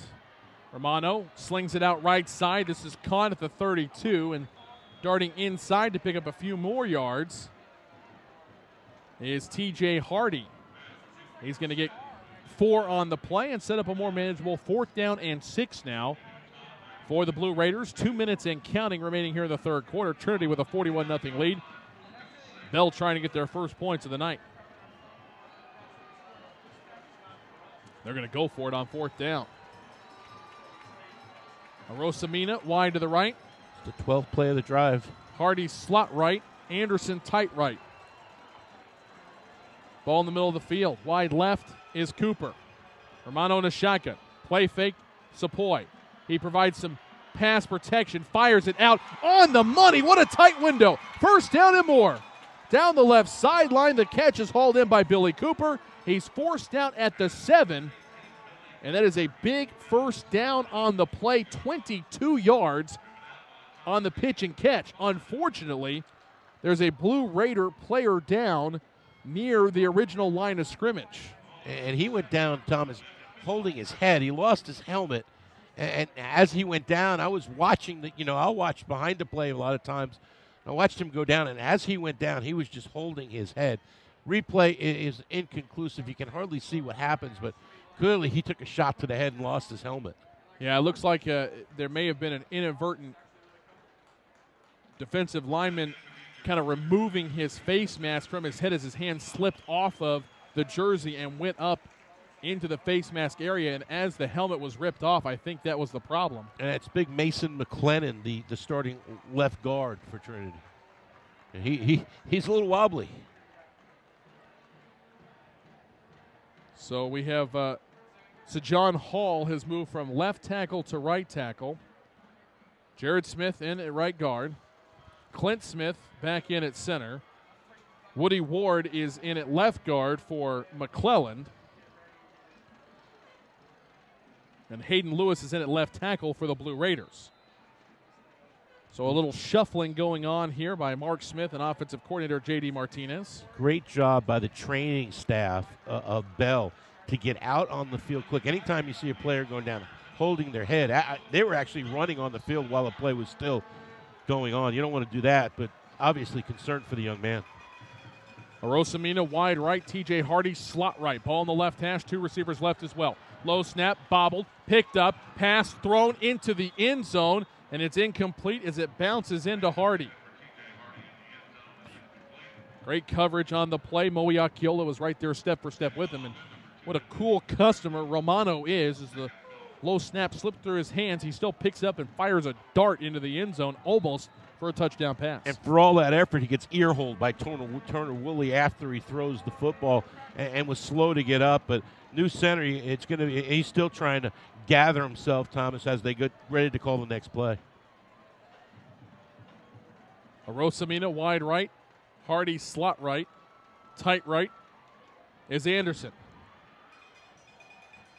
Tight left is Billy Cooper. Back to pass. Pass left side off the fingertips of the dragging Reed Anderson. Couldn't quite hang on and bring it in. The pass was a touch high. It'll be 3rd and goal from the 7 now after the incompletion for the Blue Raiders, looking for their first points of the night. Just a little bit high that time. Again, a little bit of problem with the snap. New center in the game, and a couple of the snaps have been down low. And actually, no, I'm sorry, Clint Smith has come back in, so see what they do on 3rd down. It's a good drive for Bell. He may be more worried about helping out the new left tackle. 3 receivers right, 2 to the left, 3rd and goal from the 7. Romano, slant, in and out of the hands of the intended receiver. Billy Cooper couldn't hang on, or else it would have been a touchdown. And the Bell coaching staff, palms in the air, looking for the pass interference call on that one, and might have a case that time. The right hand is riding the receiver, and usually when you see that, you'll get a flag, but not that time. 4th and goal. Blue Raiders went for it on 4th down and 6 earlier. They're looking for a touchdown here. 4th and goal from the 7. 1:13 left to go, 3rd quarter. Arosamina, wide right, slot right, TJ Hardy. Tight right is Anderson again. 1 receiver to the left is Cooper. Back to pass, looking, now flushed out of the pocket is Romano, and he's going to be sacked. Great pursuit by Galiahi to bring him down. Tippa with the sack. And the junior defensive lineman ends the best scoring threat of the night for the Blue Raiders. Just an outstanding job in pursuit that time. Thomas, the 15th play of the drive, and they come away empty. An outstanding defensive play. He has time originally, so give credit to the Trinity defense for the good coverage down the field. Romano tries to make a play with his feet. Too much talent defensively, too much speed defensively for Trinity, and they take over on downs. Daniel Dorsett with a great job on the blitz pickup. Took out 1 Trojan, unfortunately. Galiahi was right behind and in line to make a play. 69 seconds left to go, 3rd quarter. Trinity preserves the shutout for now. They lead at 41-0 and now have the ball 1st and 10 on their own 17-yard line. Edric Gonzalez wide left. Kenneth Gonzalez in there as the tailback. Kenny Nunu-Tao, the fullback. Gonzalez with the carry, and he busts through. What a great block by Nunu-Tao to open it up. Say goodnight to this one. Gonzalez to the 15. Oh, he may get caught. The 10, the 5, and brought down at the 2. 81-yard run for Kenneth Gonzalez. And he stopped just shy of pay dirt. First time he's touched the football tonight, he goes 81 yards. Again, just so many weapons. And when you got that offensive line, it's such an advantage, and they are just winning this football game for Trinity tonight. 81 yards. Tackle made by Albi Mohammadaj. I formation, first and goal from the 2. Handoff to the second man through, and he hits a brick wall and bounces off. J-Ron Wilson slowed at the 1. Elliott Suter in on the stop. Kenneth Gonzalez over on the sideline petitioning, hey, I went 81. Give me the last one. Give me the touchdown. The senior. And if the Trojans don't want to run another play in the third quarter, they don't have to. Game clock a second ahead of the play clock, and I think they may just line up and run it anyway. Nunu Tao in front of Wilson. Toss sweep right into the end zone. 4th touchdown of the night for J-Ron Wilson. Student body left on the sweep. Great blocking, including Kennedy Nunu Tao sealing off the edge, and Wilson walks in untouched. So the Trojans are approaching 50 points on the night.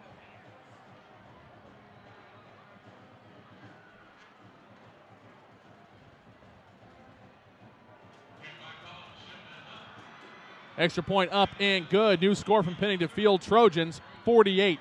Blue Raiders nothing. Fourth quarter right after this timeout. You're listening to Champion Sports Radio's coverage of Trinity Trojan football, powered by Texas Health HEB. Back to Pennington Field after these messages. Stay up on all the latest news about the teams you care about and know when your favorite games are on the air thanks to Champion Sports Radio social media. Either follow @Champion Sports on Twitter or like our Facebook page at facebook.com/ChampionSportsRadio, and you will know what time your game starts, who was named Player of the Week, or what your school's alumni are doing in college.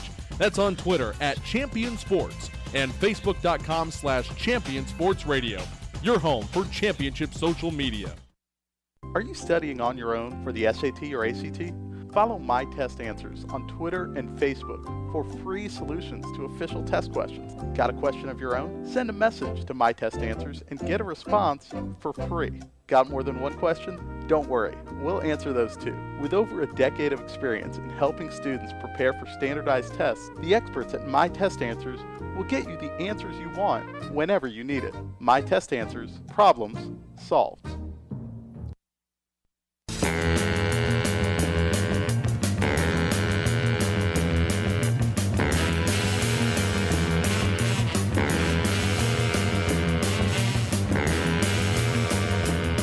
Jalen Wilson's 4th touchdown of the evening, this time from 1 yard out.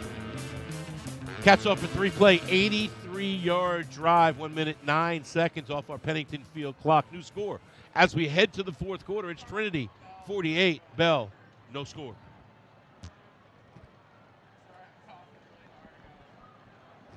Ship handling all of the kicking duties tonight. Now kicking off.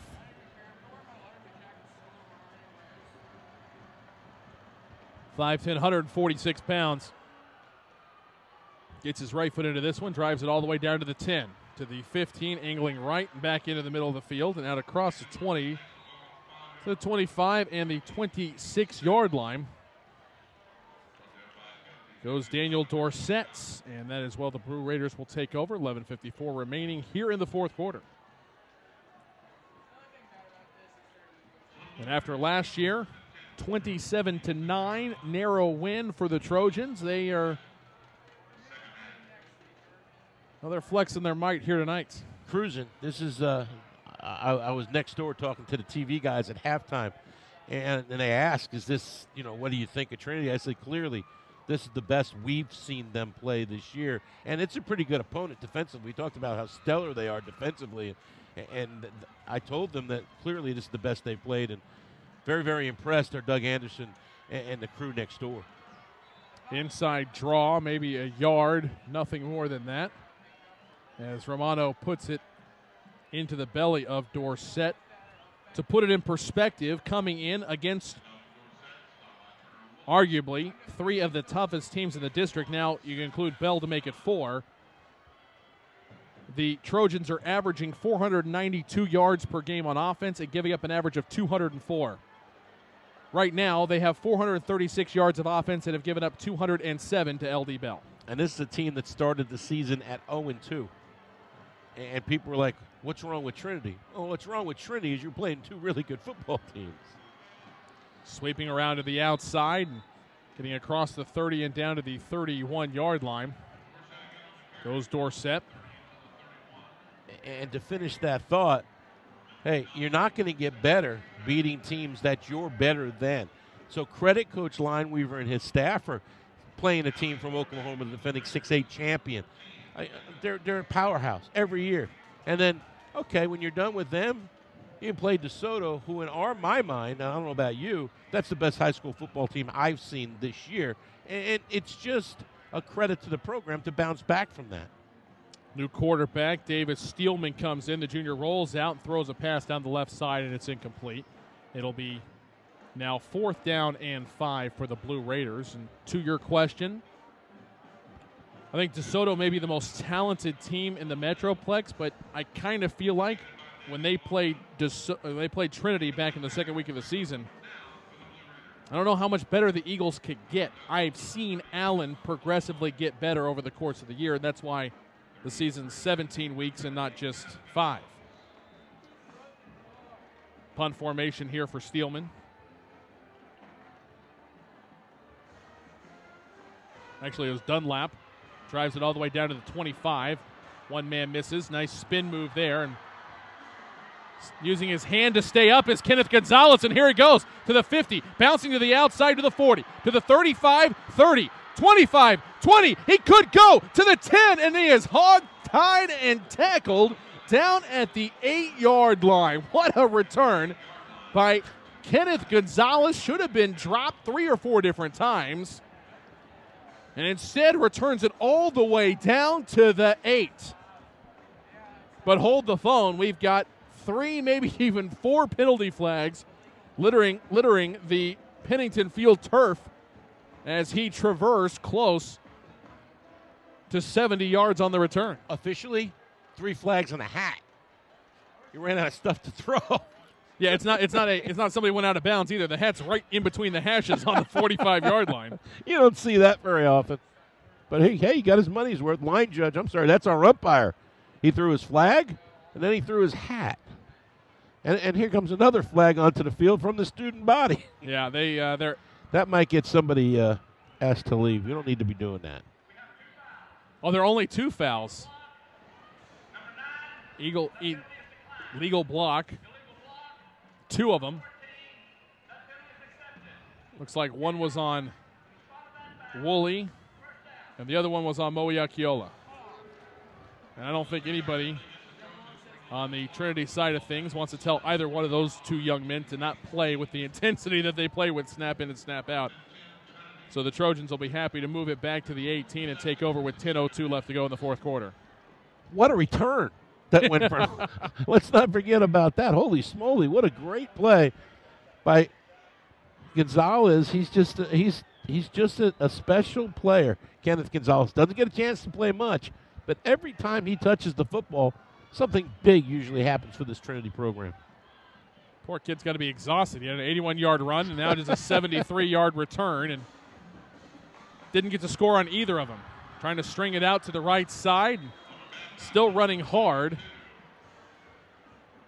is the ball carrier for the Trinity Trojans, and that's Marcus McCray. And we've got yet another Blue Raider down on the field.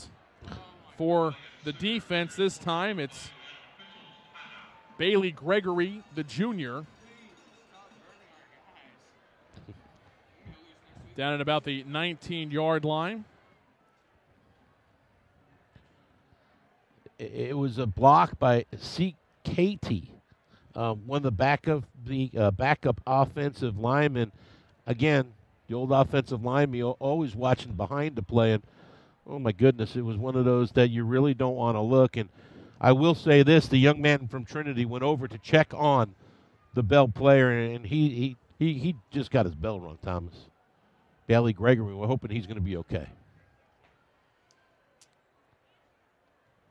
While the trainers attend to him, we'll step aside for a break. 9:44 left to go in the fourth quarter. Trinity with the ball and a 48-0 lead. You're listening to Trinity Trojan Football, powered by Texas Health HEB on Champion Sports Radio. At Texas Health HEB, we're committed to being the #1 hospital in Northeast Tarrant County.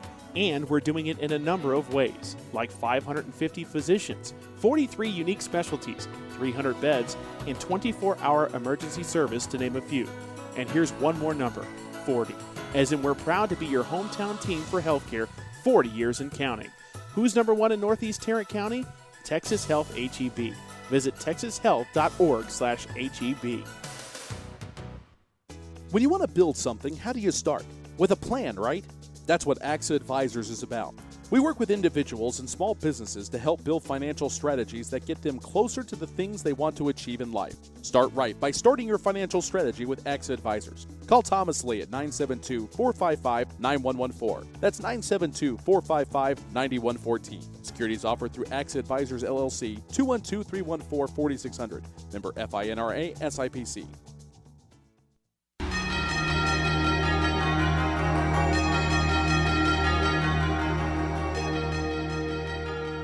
Good to see Bailey Gregory help to the sideline, and our thoughts go out to that young man. The trainers take a look at him on the side. Here we go. 2nd down and 8 from the right hash on their own 20. Trinity, toss, sweep right.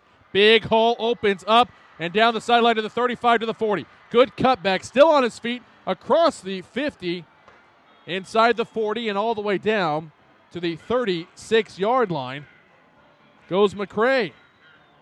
Marcus McCray with a run of 44 yards. It'll be 1st and 10 for Trinity. And just another notch, another weapon that they have on the sideline. Marcus McCray, a 5'10", 155-pound junior.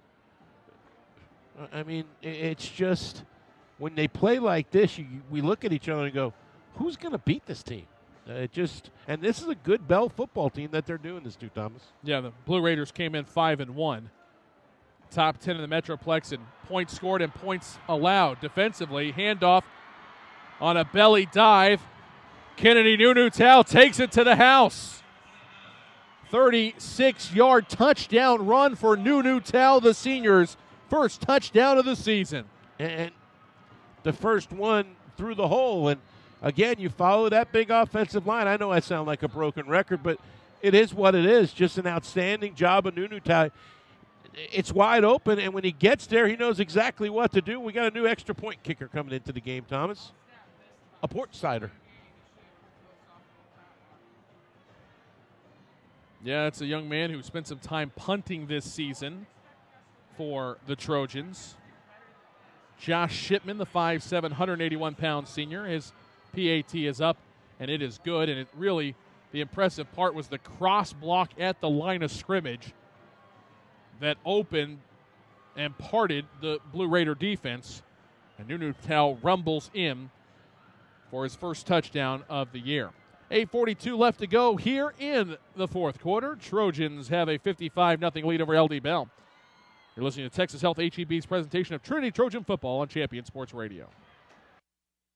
The Centers for Disease Control and Prevention estimates that nearly 4 million brain injuries occur every year due to sports in the U.S. They also estimate that 70% of concussions go unreported. Not identifying concussions early can be devastating, especially if the athlete continues to play with symptoms. Catching hard hits fast is critical, and that's why you need the Shockbox Helmet Impact Sensor. The Shockbox is a small sensor that easily attaches to most football, lacrosse, and hockey helmets and instantly sends a signal to a smartphone on the sidelines when the player has taken a hard hit that puts them at higher risk for injury. The free app receives data from the sensor, displays information about the impact, impact and even walks the user through a concussion assessment. The app also logs symptom and impact data for future medical use. Visit ShockboxDFW.com to learn more about the Shockbox Impact Alert Sensor and determine if it is the right option for your child. Be warned instantly when a player has experienced a head impact that could result in a concussion. Visit ShockboxDFW.com today. ShockboxDFW.com.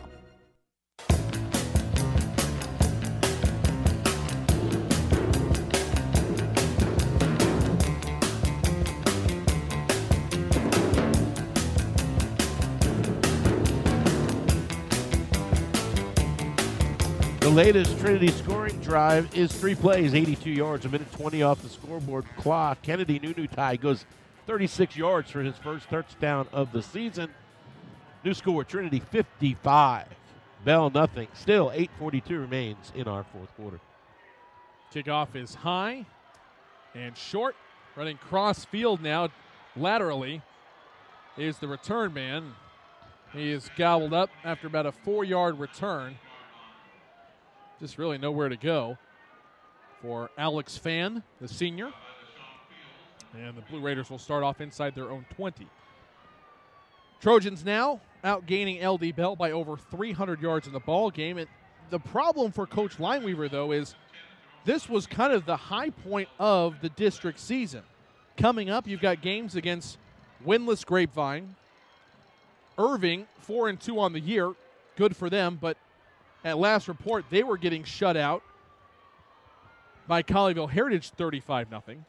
And then R.L. Turner, much like Grapevine, 0-6 on the year, 0-3 in district. So to keep them focused down the stretch may be the biggest job Coach Lineweaver has, as the Blue Raiders sweep it around the right side. And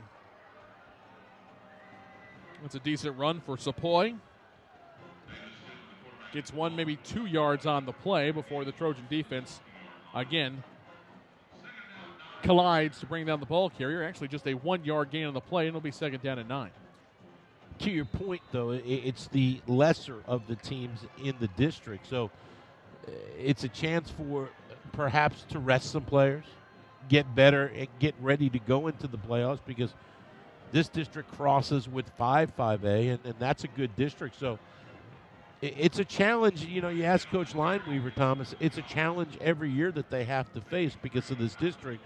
You know, there's two, maybe 3 good football teams, but the rest of the district, let's face it, they're a little bit down. So it's a challenge for the staff, and it's a challenge every week to get these kids to get up and play. Not this week, but every other week.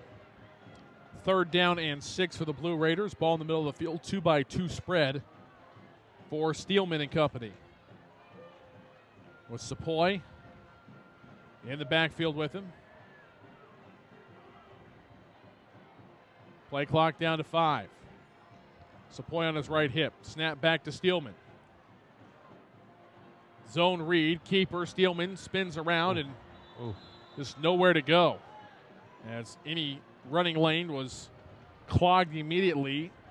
C.O. Cowtie, the 5'8", 205-pound junior, in on the stop. And Marcus Branch, a name we don't get to say very much, also out there making the tackle on the play in on the tackle.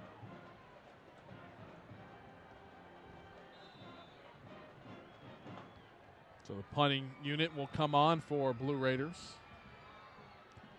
Tyler Dunlap, the sophomore, gets his right foot into this one. Last time he did this, Eric Gonzalez was exhausted, and this time it's going to be down at the 48-yard line, and the Trojans will take over with 6:31 left to go. But other years, 05, 07, 09, yeah, those Trinity teams didn't need to get better. They were as good as a high school football team can get. Of course, they all went on to win state championships, but I think the part that's interesting about this club is they haven't even come close to hitting their ceiling yet. They're still trying to figure out the best way for things to go about and try and attack opposing offenses, particularly. Defensively, this Trojan team is really stout.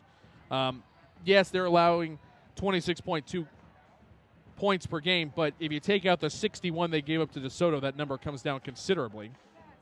In fact, the most they've given up outside of that is 35 to MacArthur in a game we did 2 weeks ago. But 88 in the first 2 weeks to be told. You take that away, and you're right. And it's a great football team. It's a very good football team that's playing their best football right now than they've played all year. My point simply is, it's got to be. It's a testament to what Coach Lineweaver and his staff is able to do every week with this district to get them to come out and play. I mean, it's. They know what they can do, and you know what? It's no fun for these other teams to come out. There's going to be some heads turned with this score. We expected a lot closer football game tonight, and there's going to be a lot of people that walk away from this one and say, "Uh-oh, look at Trinity. They're getting their wheels on." Substitution infraction on Trinity is going to be the call here. I'm not sure how you can have a substitution violation in the middle of a media timeout. But oh, I'm sorry. I take it back. It was before the punt. They were trying to shuffle guys on and got caught with too many men on the field. So after a 5-yard penalty, Coach Smith says, okay, we'll take the 5 yards. It's going to be 4th and 1 for the Blue Raiders at their own 28-yard line. Oh, now Coach Lineweaver has something to work on. And Dunlap, the punter, still comes out. I thought that they might actually try to go for it here and try to get some points before the game is over. Snap back to Dunlap is low.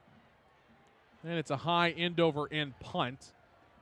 Bouncing down inside the 40. Inside the 35, still rolling down to the 31-yard line. So that is where 5-yard penalty turns into more like 18 from where they would have started to where they are going to start now, and it's going to be 1st and 10 Trinity with 6:19 left to go here in the fourth quarter. And more importantly, 13 seconds ran off the clock.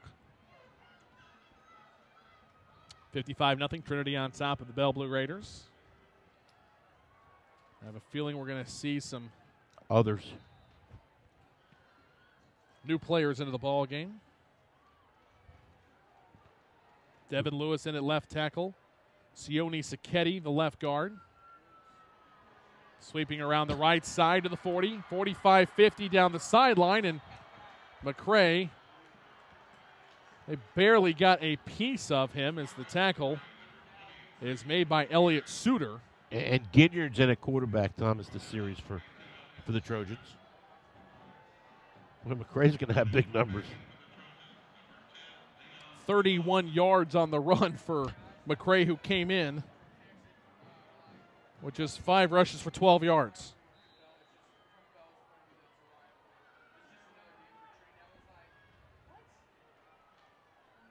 Three carries, 77 yards now in the game for McCray.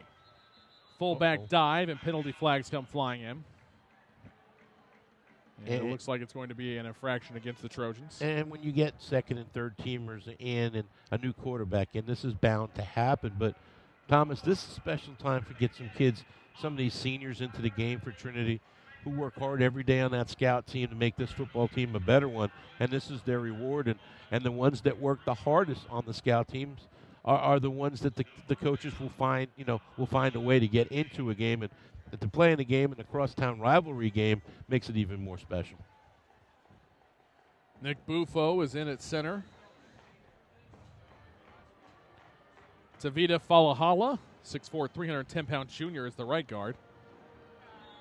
This is not Sisters of the Poor type of players coming in here for Trinity either, are they? No. There's a 310-pound junior who will be, I'm sure, starting next year on the offensive line. Unbelievable. And the right tackle is Preston Inman, 6'1", 254-pound senior. Well, look at Devin Lewis, the backup left tackle, 6'7", 315. Seen some time starting this year before the Trojans started shuffling around the offensive line.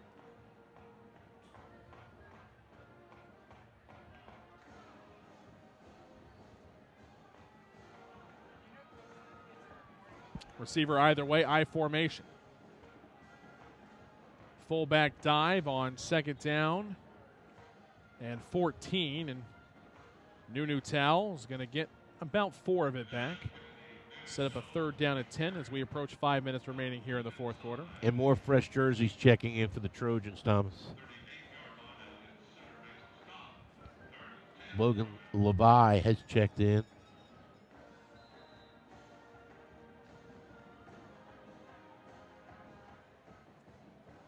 What a Benaconga going to play tackle. New players run on 10 seconds on the play clock. 3rd and 10 for the Trojans. 4:40 and counting left on the game clock. I formation. Nunu Tao. The toss goes to McCray. What a great counter back the other way. To the 30, 25, 20. Inside the 15 and down to the 12. I'm going to go on a limb and say Marcus McCray could start in a lot of places. Wow. It might put him up over 100 yards on 4 carries. 26 yards for McCray there, as he does pass over the century mark on 5 attempts. My bad, that's only a 20-yard per game average. But what Jonathan Gutierrez is a receiver wide left. His inside handoff goes for about 4 yards down inside the 10 for Nunu Tao. Actually, they're going to mark it down at the 9, so it's a 3-yard gain. Braden Hopkins also checked in as a tight end, Thomas, for Trinity. You know, it's important. This is important. We try to get all the youngsters who do check in, because, you know, mom and dad may be home listening, might be here, and it's always a thrill. I don't care what the score is. Being a parent that had a kid that played at different levels, it's always fun to hear your son's name called or family member called, and we got to find a way. We try to do the best we can to get everybody identified. Latu Male in as a tight end. It's another inside on a trap play. Goes for a couple of yards to Nunu Tao. It'll bring up 3rd down as we go inside of 3 minutes remaining in this one. Trinity with a 55-0 lead over Bell.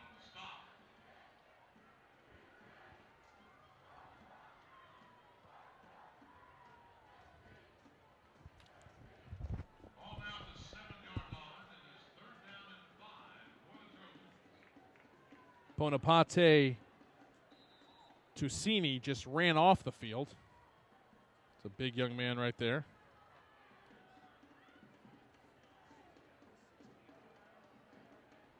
.6'2", 279-pound senior. New quarterback into the ball game is Tyreek York. York under center. Handoff, second man through. McCray runs through one tackle, runs through another, and gets all the way down to the 1. Before McCray is brought down by Elliott Suter. And that will be enough for a 1st down. So conversion there. The Trojans will huddle up as we approach 2 minutes remaining here in the 4th quarter.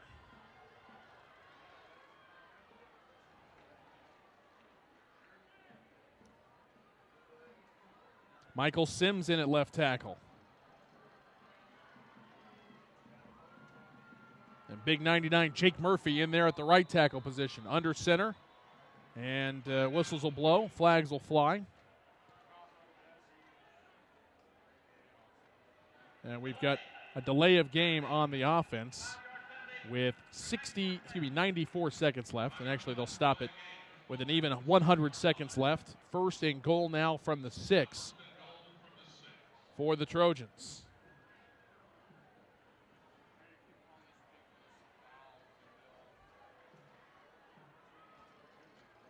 Logan Lavoie is in at the right guard position. Bufo the center. Snaps it back to Ginyard, who will take a knee at the 10. And Lineweaver, nice show of sportsmanship there.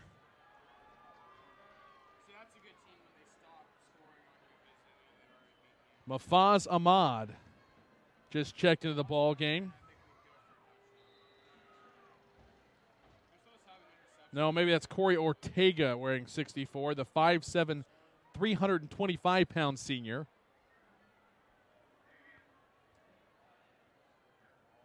Ortega in at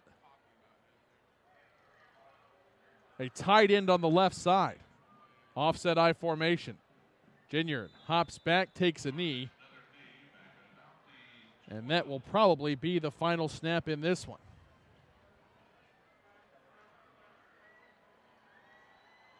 What a job by the Trojans, putting together a game plan by the coaching staff and almost perfect execution as they take the win in this rivalry game for the 15th consecutive year. Final score tonight, 55-0. Trinity with the win over the Bell Blue Raiders. Coming up on the AXA Advisors post-game show, we will hear from Victorious head coach Steve Lineweaver, have final stats, a final check of the scoreboard, and we'll wrap things up here from Pennington Field. Big win tonight for the Trojans as they flex their might and improve to 5-2 on the year, and they are in the pole position as the last and only remaining undefeated team in 6-5A. Once again, your final score, 55-0. Trinity with the win tonight over LD Bell. Back to Pennington Field after this timeout. You're listening to Trinity Trojan Football, brought to you by Texas Health HEB on Champion Sports Radio. This broadcast is under the direction and is copywritten by Champion Sports Radio. Any rebroadcast, retransmission, or use of the audio stream, and any and all other use of the accounts of this broadcast without the direct written consent and permission of Champion Sports Radio is strictly prohibited. All rights are reserved by Champion Sports Radio and ChampionSportsRadio.com. This is a presentation of Champion Sports Radio, your home for championship broadcasts. What does a Level 3 Trauma Center mean in an emergency? Everything. And Texas Health HEB is the only Level 3 Trauma Center in Northeast Tarrant County. Along with our Cycle 4 chest pain accreditation and Cycle 1 heart failure accreditation, that means an exceptional level of care is close by when you need it most. With 24-hour emergency physicians and highly trained nurses with advanced trauma certifications. When every second counts, nothing matters more. TexasHealth.org/HEB. For some high school seniors, achieving excellence goes beyond top grades, and AXA wants your help in recognizing them. Up to 12 DFW area students will receive a $2,000 AXA Achievement Community Scholarship, and one senior in Texas will receive a scholarship worth up to $25,000. Do you know a local high school senior who has excelled at a job, sport, community project, or other extracurricular activity? They may be eligible for an AXA Achievement Community Scholarship. For more details, contact Thomas Lee at AXA Advisors, 972-455-9114. Are you looking for a way to promote your business or increase exposure? Do you just need more people to know that you're there? Join the Champion Sports Radio team and advertise during these games. In the last 4 years, Champion Sports Radio has broadcast over 600 games to more than 3.5 million listeners. And Champion Sports Radio wants to help you use major high school sports to reach thousands of local fans right in your community. Think about it. Die-hard fans just like you tune in each and every week, giving your business unparalleled access to the community. It's the perfect way for smaller individually owned businesses to cultivate a core clientele or expand their already loyal customer base. To secure your prime commercial spot during the broadcast, contact Thomas Lee at Champion Sports Radio by phone at 972-741-0334. That's 972-741-0334 or online at ChampionSportsRadio.com. Champion Sports Radio, your home for championship broadcast. The Centers for Disease Control and Prevention estimates that nearly 4 million brain injuries occur every year due to sports in the U.S. They also estimate that 70% of concussions go unreported. Not identifying concussions early can be devastating, especially if the athlete continues to play with symptoms. Catching hard hits fast is critical, and that's why you need the Shockbox Helmet Impact Sensor. The Shockbox is a small sensor that easily attaches to most football, lacrosse, and hockey helmets and instantly sends a signal to a smartphone on the sidelines when the player has taken a hard hit that puts them at higher risk for injury. The free app receives data from the sensor, displays information about the impact, and even walks the user through a concussion assessment. The app also log symptom and impact data for future medical use. Visit ShopboxDFW.com to learn more about the ShockBox Impact Alert Sensor and determine if it is the right option for your child. Be warned instantly when a player has experienced a head impact that could result in a concussion. Visit ShockboxDFW.com today. ShockboxDFW.com.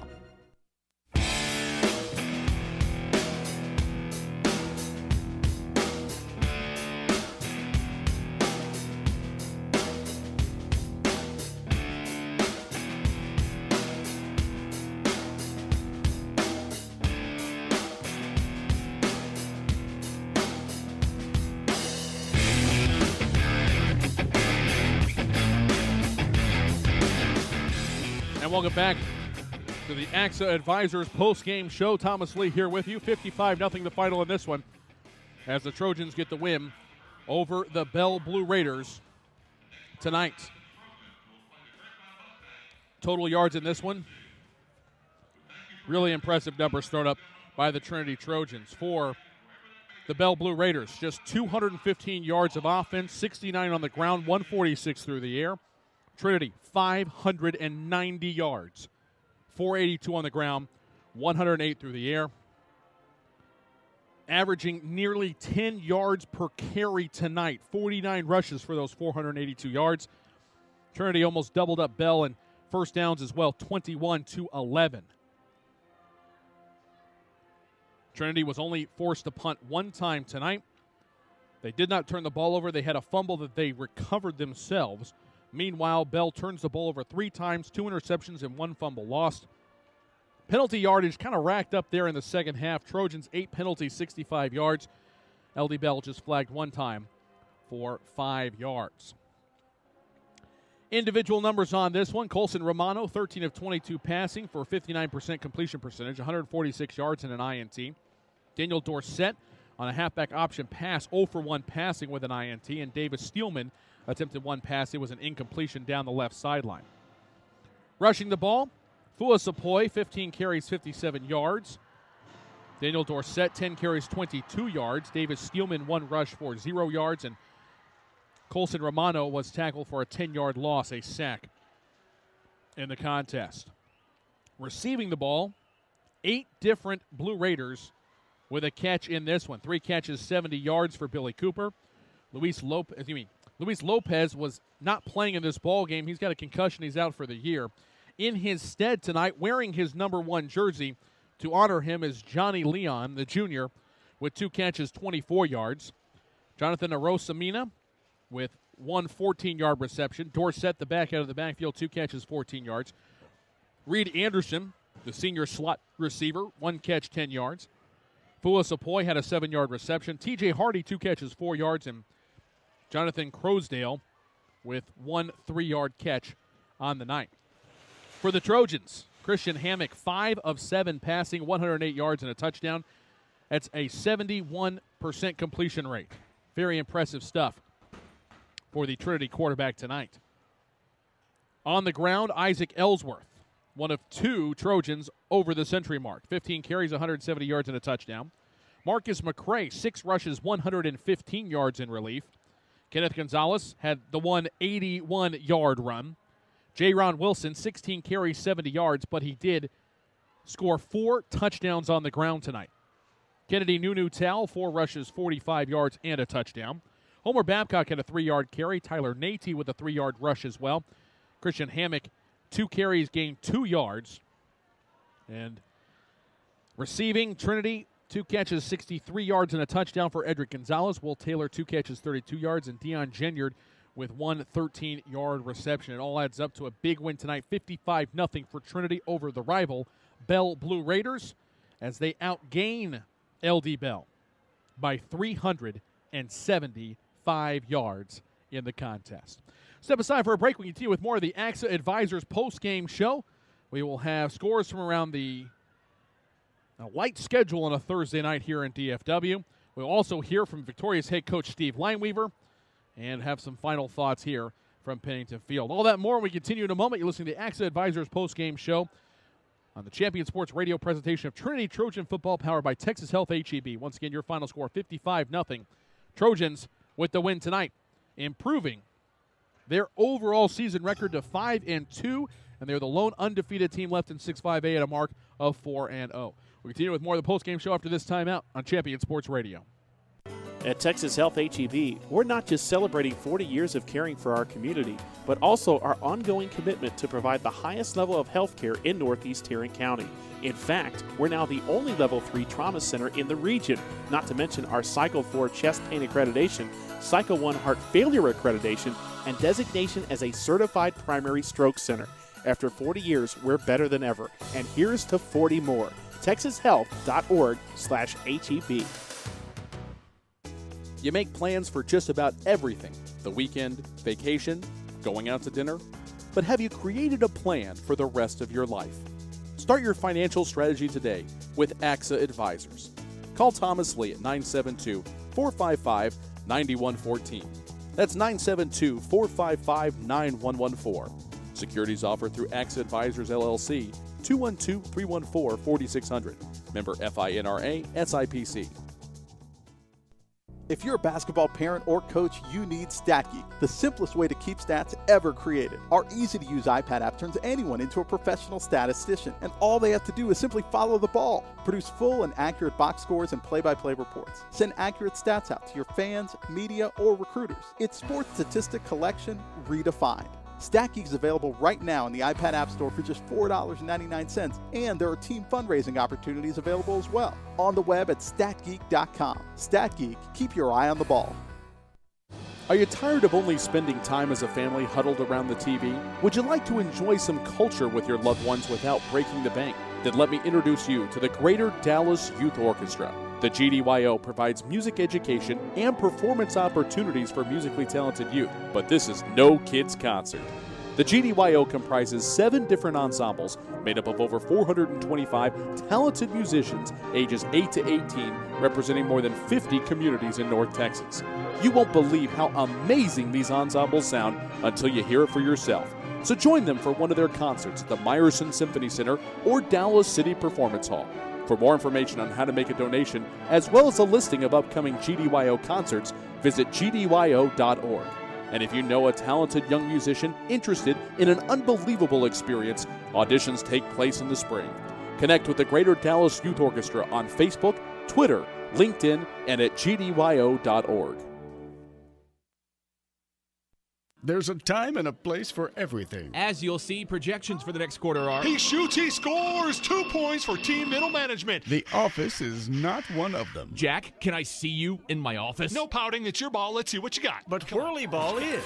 For corporate events, team building, and private parties, Whirly Ball in Hearst and Plano is electric fun. Test your skills on the arcade games. Zip around in your Whirly Bug for a Whirly Ball competition. Or play the most affordable laser tag in the city. Learn more at whirlyball.info.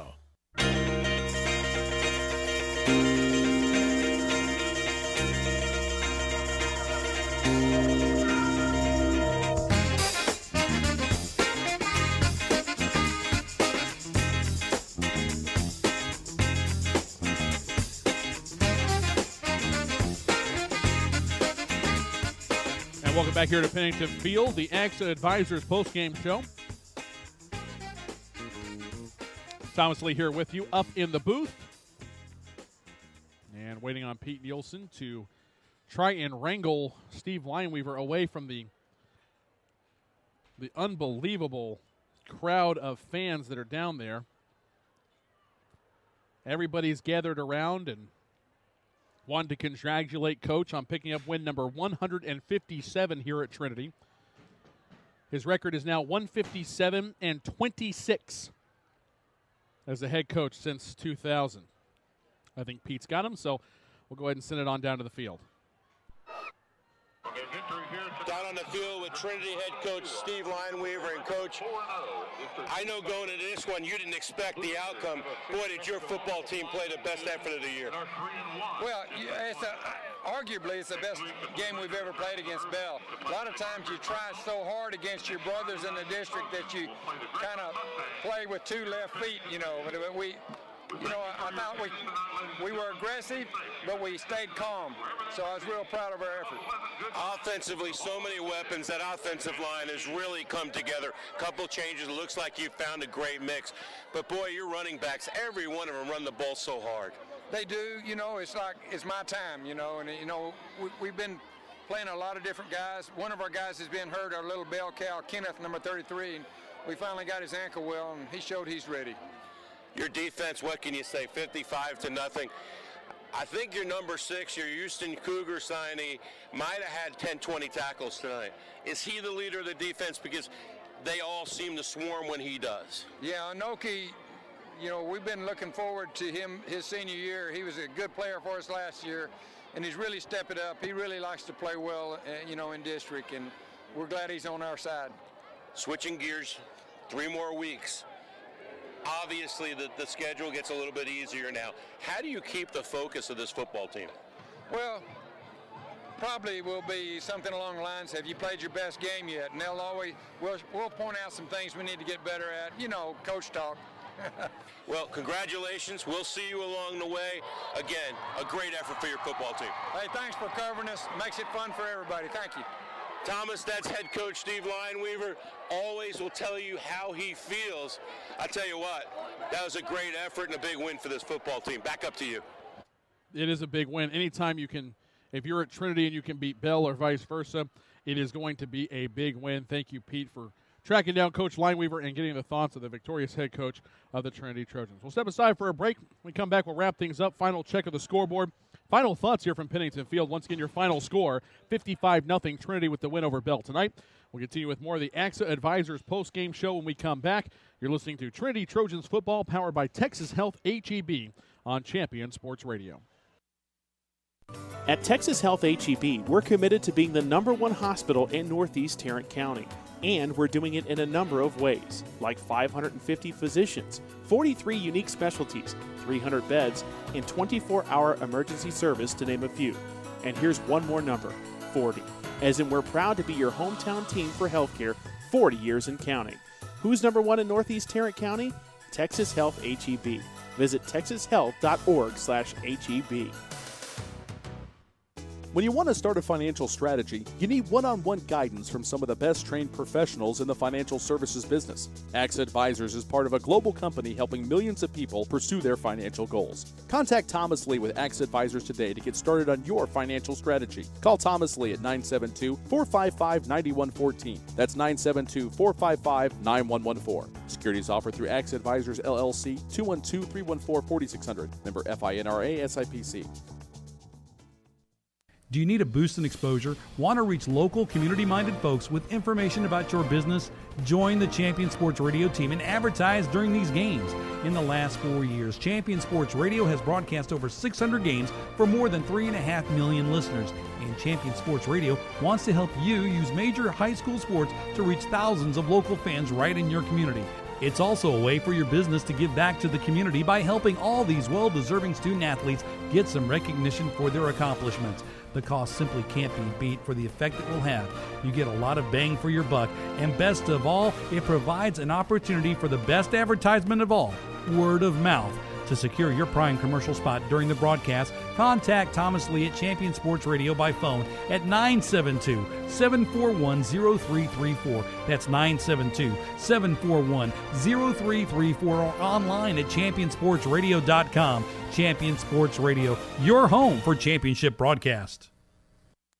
The Centers for Disease Control and Prevention estimates that nearly 4 million brain injuries occur every year due to sports in the U.S. They also estimate that 70% of concussions go unreported. Not identifying concussions early can be devastating, especially if the athlete continues to play with symptoms. Catching hard hits fast is critical, and that's why you need the Shockbox Helmet Impact Sensor. The Shockbox is a small sensor that easily attaches to most football, lacrosse, and hockey helmets and instantly sends a signal to a smartphone on the sidelines when the player has taken a hard hit that puts them at higher risk for injury. The free app receives data from the sensor, displays information about the impact, and even walks the user through a concussion assessment. The app also log symptom and impact data for future medical use. Visit ShopboxDFW.com to learn more about the ShockBox Impact Alert Sensor and determine if it is the right option for your child. Be warned instantly when a player has experienced a head impact that could result in a concussion. Visit ShockboxDFW.com today. ShockboxDFW.com.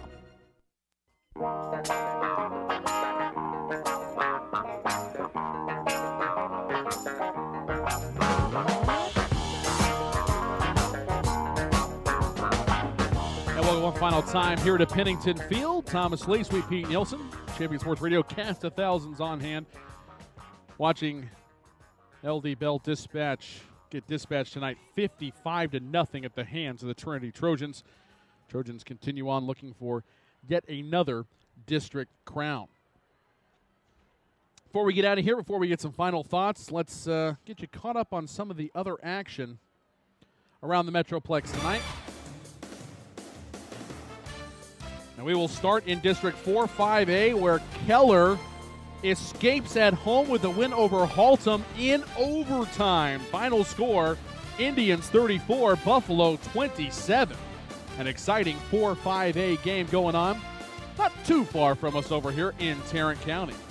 6-5A action, the other game of the night in the district. Colleyville Heritage on the road at Irving School Stadium with a 42-0 win over Irving High.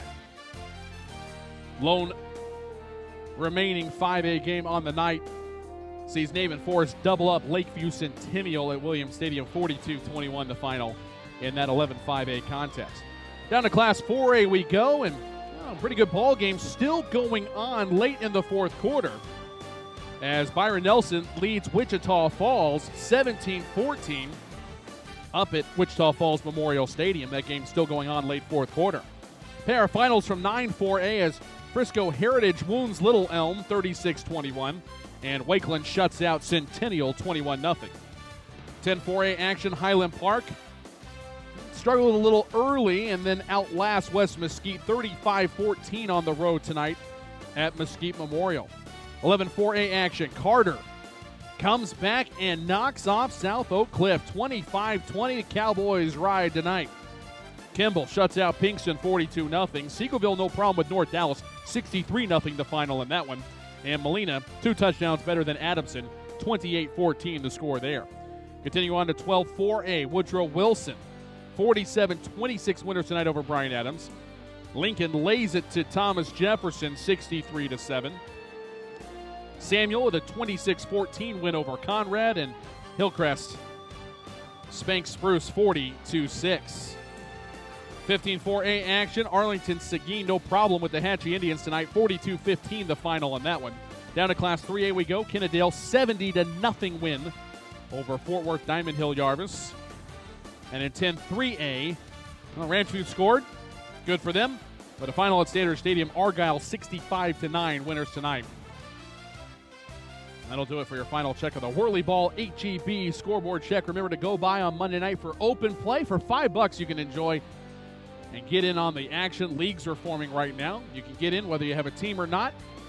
Enjoy some of the action there. Remember, in that league, you do a good job, you can win Dallas Stars tickets. Winner of the league gets to get into a luxury suite at the end of the season.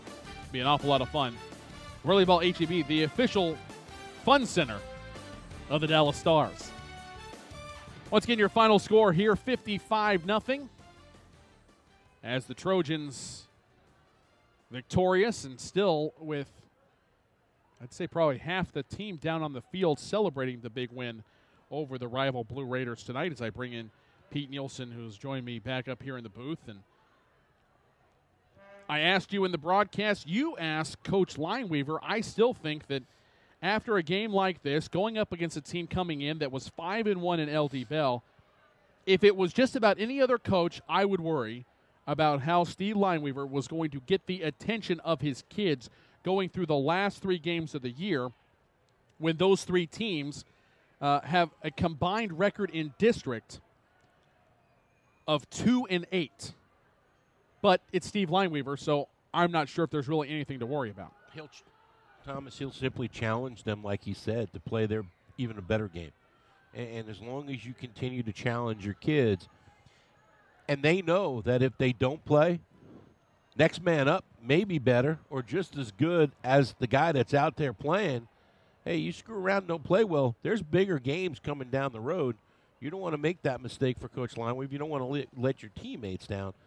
Well, I believe he'll have full attention. The problem is you just don't want to get anybody hurt in those games because the big prize is so far ahead of you. Really impressive what this Trojan defense has done in 4 of the last 5 games. MacArthur got a lot of the yards. They got 407 yards in the contest, and a lot of those came late in the contest as they were trying to come back. They busted a couple of big plays and hung on. I mean, Trinity still outlasted them pretty handily, 63-35 the final. But 21 of those points came in the final, memory serves, about 14 or 15 minutes of the ball game. So different players were in and so forth, but still 178 yards total given up to that Bentonville team in Arkansas. 52 yards of offense is all that Colleyville Heritage was able to muster against this Trojan defense. 154 yards from the Nimitz Vikings last week, and then tonight 215 yards for a Bell Blue Raider outfit that had the 7th best offense in the Metroplex in yards per game coming into tonight's action at nearly 450 per contest. And what's even more impressive to me is what the offense did to the Bell defense that was really flying on all cylinders as well. 2nd in total yards per game, 2nd against the rush, 4th against the pass, 3rd in points allowed, and yet they just hung 55. A 55 double nickel spot on them and racked up nearly 600 yards of offense. And could have made more, but they did the right thing there at the end by taking a knee. So they could have scored again. And that would have taken them over 600 yards in the contest as well. But it's just really astounding what Trinity has done tonight. Your interview with Coach Lineweaver revealed it. Kenneth Gonzalez, who was a real bright spot and a real workhorse for this team last year, particularly in the playoff run, he's been banged up, hasn't even got onto the field. These young sophomores are showing that they're not scared of the Friday night lights, and Naty and Wilson. You just wonder, and Christian Hammock has played sensationally. He's completing well over 50% of his passes on the year, but it's going to take special plays in the playoffs. And I think back to, Brandon Carter rotating in and playing some quarterback and making some unbelievable plays. Denarius McGee, who probably goes down as one of the greatest quarterbacks in Trinity history. That nobody talks about. That, unfortunately, because, you have Dontravius Robinson back there, and you've got Tevin Williams and so forth. Why throw the ball? This is what I love about Coach Lineweaver. Hey, what we do best is what we do. Even though McGee could have put up 400 and 500 yards passing a night if he had been in a different offense, you never heard a peep out of him. All he wanted to do was win ball games, and he won an awful lot of them while being the quarterback here at Trinity. And continues to at the next level. Yeah, he almost came back that night that we were facing a very tough contest in that Tulsa Jinx game to start off the season. His team was at SMU, and it took a very late comeback by Garrett Gilbert and the Mustangs to dispatch Montana State and Denarius McGee. But otherwise, it would have been just a great night. If the fourth quarter hadn't happened like it happened against Jinx, and the fourth quarter hadn't happened like it happened for Denarius McGee, it looked like it was going to be a great night for Trojan fans all around. Agreed, but this is a better football team right now than it was opening week. It's amazing how much better they get week in and week out throughout the season. Final thoughts, partner? I don't know how you can ask for a better effort, but all you can do is continue to challenge that football team. But 3 weeks from now, when the playoffs start, I don't think anybody's going to be lined up to play this Trinity football team. Looks like it will probably be the Marcus Marauders. Now, granted, almost the entire 5-5-8 district is left ahead of us, all 4 weeks of it to be exact. And Marcus with a tough loss last week, although they led Denton Ryan at the half 10-0, they end up losing 13-10 with a young freshman coming up at running back and I think a sophomore coming in at quarterback as well as they're trying to make something happen. Coach Irwin, I give him all the credit in the world. He does a great job. But he's trying to get something going in the right direction. It's going to be a sprint in 5-5-8. But if I was a betting man, I'm thinking that the Marcus Marauders are going to be the team that is going to face off against Trinity yet again in the first round of the playoffs, much like they did last year in a game that Marcus really opened a lot of eyes, pushing Trinity in the Trojans' 24-6 win. And then Marcus is Trinity's little brother. They play the same exact way. And they'll try to maul you. They'll try to beat you on the ground, and they'll try to beat you with defense. So, thinking way ahead, because there's so much football left, Thomas, and especially in that district with Marcus and Flower Mound and Louisville and the guys that everybody expects to be at the top, and Ryan and Coppell and Hebron. Every night's a playoff game in that district, so we'll have to just sit back and wait. Yeah, this is going to be nothing like. It's going to be very much like last year's game, 24-6, or the 2008 game where Marcus really pushed Trinity in a 24-10 win for the Trojans in the bi-district round, but it's not going to be anything like that 88-27 win against Flower Mound in 2009. A game that I worked. Anything else? I think that'll do it for us here tonight. 88. You don't want to relive that 88-27 ball game? The scoring summary is longer than our broadcast tonight. The Trinity Trojans are on Champion Sports Radio. This broadcast of the Hearst Euless Bedford Independent School District is sponsored by the following: Texas Health HEB. At Texas Health HEB, they're not just celebrating 40 years of caring for their community, but also their ongoing commitment to providing the highest level of health care in Northeast Tarrant County. After 40 years, they're better than ever. Online at texashealth.org/HEB. By Thomas Lee with AXA Advisors. Don't put off the things you know you should do today. Call Thomas Lee and start a financial strategy so you can prepare for the things you need tomorrow. By ShockboxDFW.com. Be warned instantly when a player has experienced a head impact that could result in a concussion. Visit ShockboxDFW.com today. By Whirly Ball HEB. Leagues are forming right now, so visit them Monday night, 8 to 10 p.m. for $5 open play, or visit them online for more information at WhirlyBallHEB.com. Whirly Ball HEB located at the corner of Harwood and Norwood right here in the Mid-Cities. By StatGeek, the simplest way to keep stats ever created. Available in the iPad App Store and online at StatGeek.com. And by the Greater Dallas Youth Orchestra. Enjoy a cultural experience with your family without breaking the bank. Visit gdyo.org for more information. Trinity Trojan Football is a presentation of Champion Sports Radio on Twitter at Champion Sports, Facebook.com/Champion Sports Radio, and online at ChampionSportsRadio.com. That'll do it for us here tonight from Pennington Field. We appreciate you tuning in to the broadcast. Once again, your final score, 55-0. Trinity with the win over the rival Bell Blue Raiders. For Sweet Pete Nielsen, my name is Thomas Lee. Thanks so much for tuning in to this Texas Health HEB presentation of Trinity Trojan Football. Next up, Grapevine, Irving, Turner, and then postseason play. For all of us at Champion Sports Radio, have a great night, folks. We'll see you next time. Darkest of night with the moon shining bright. There's a set going strong.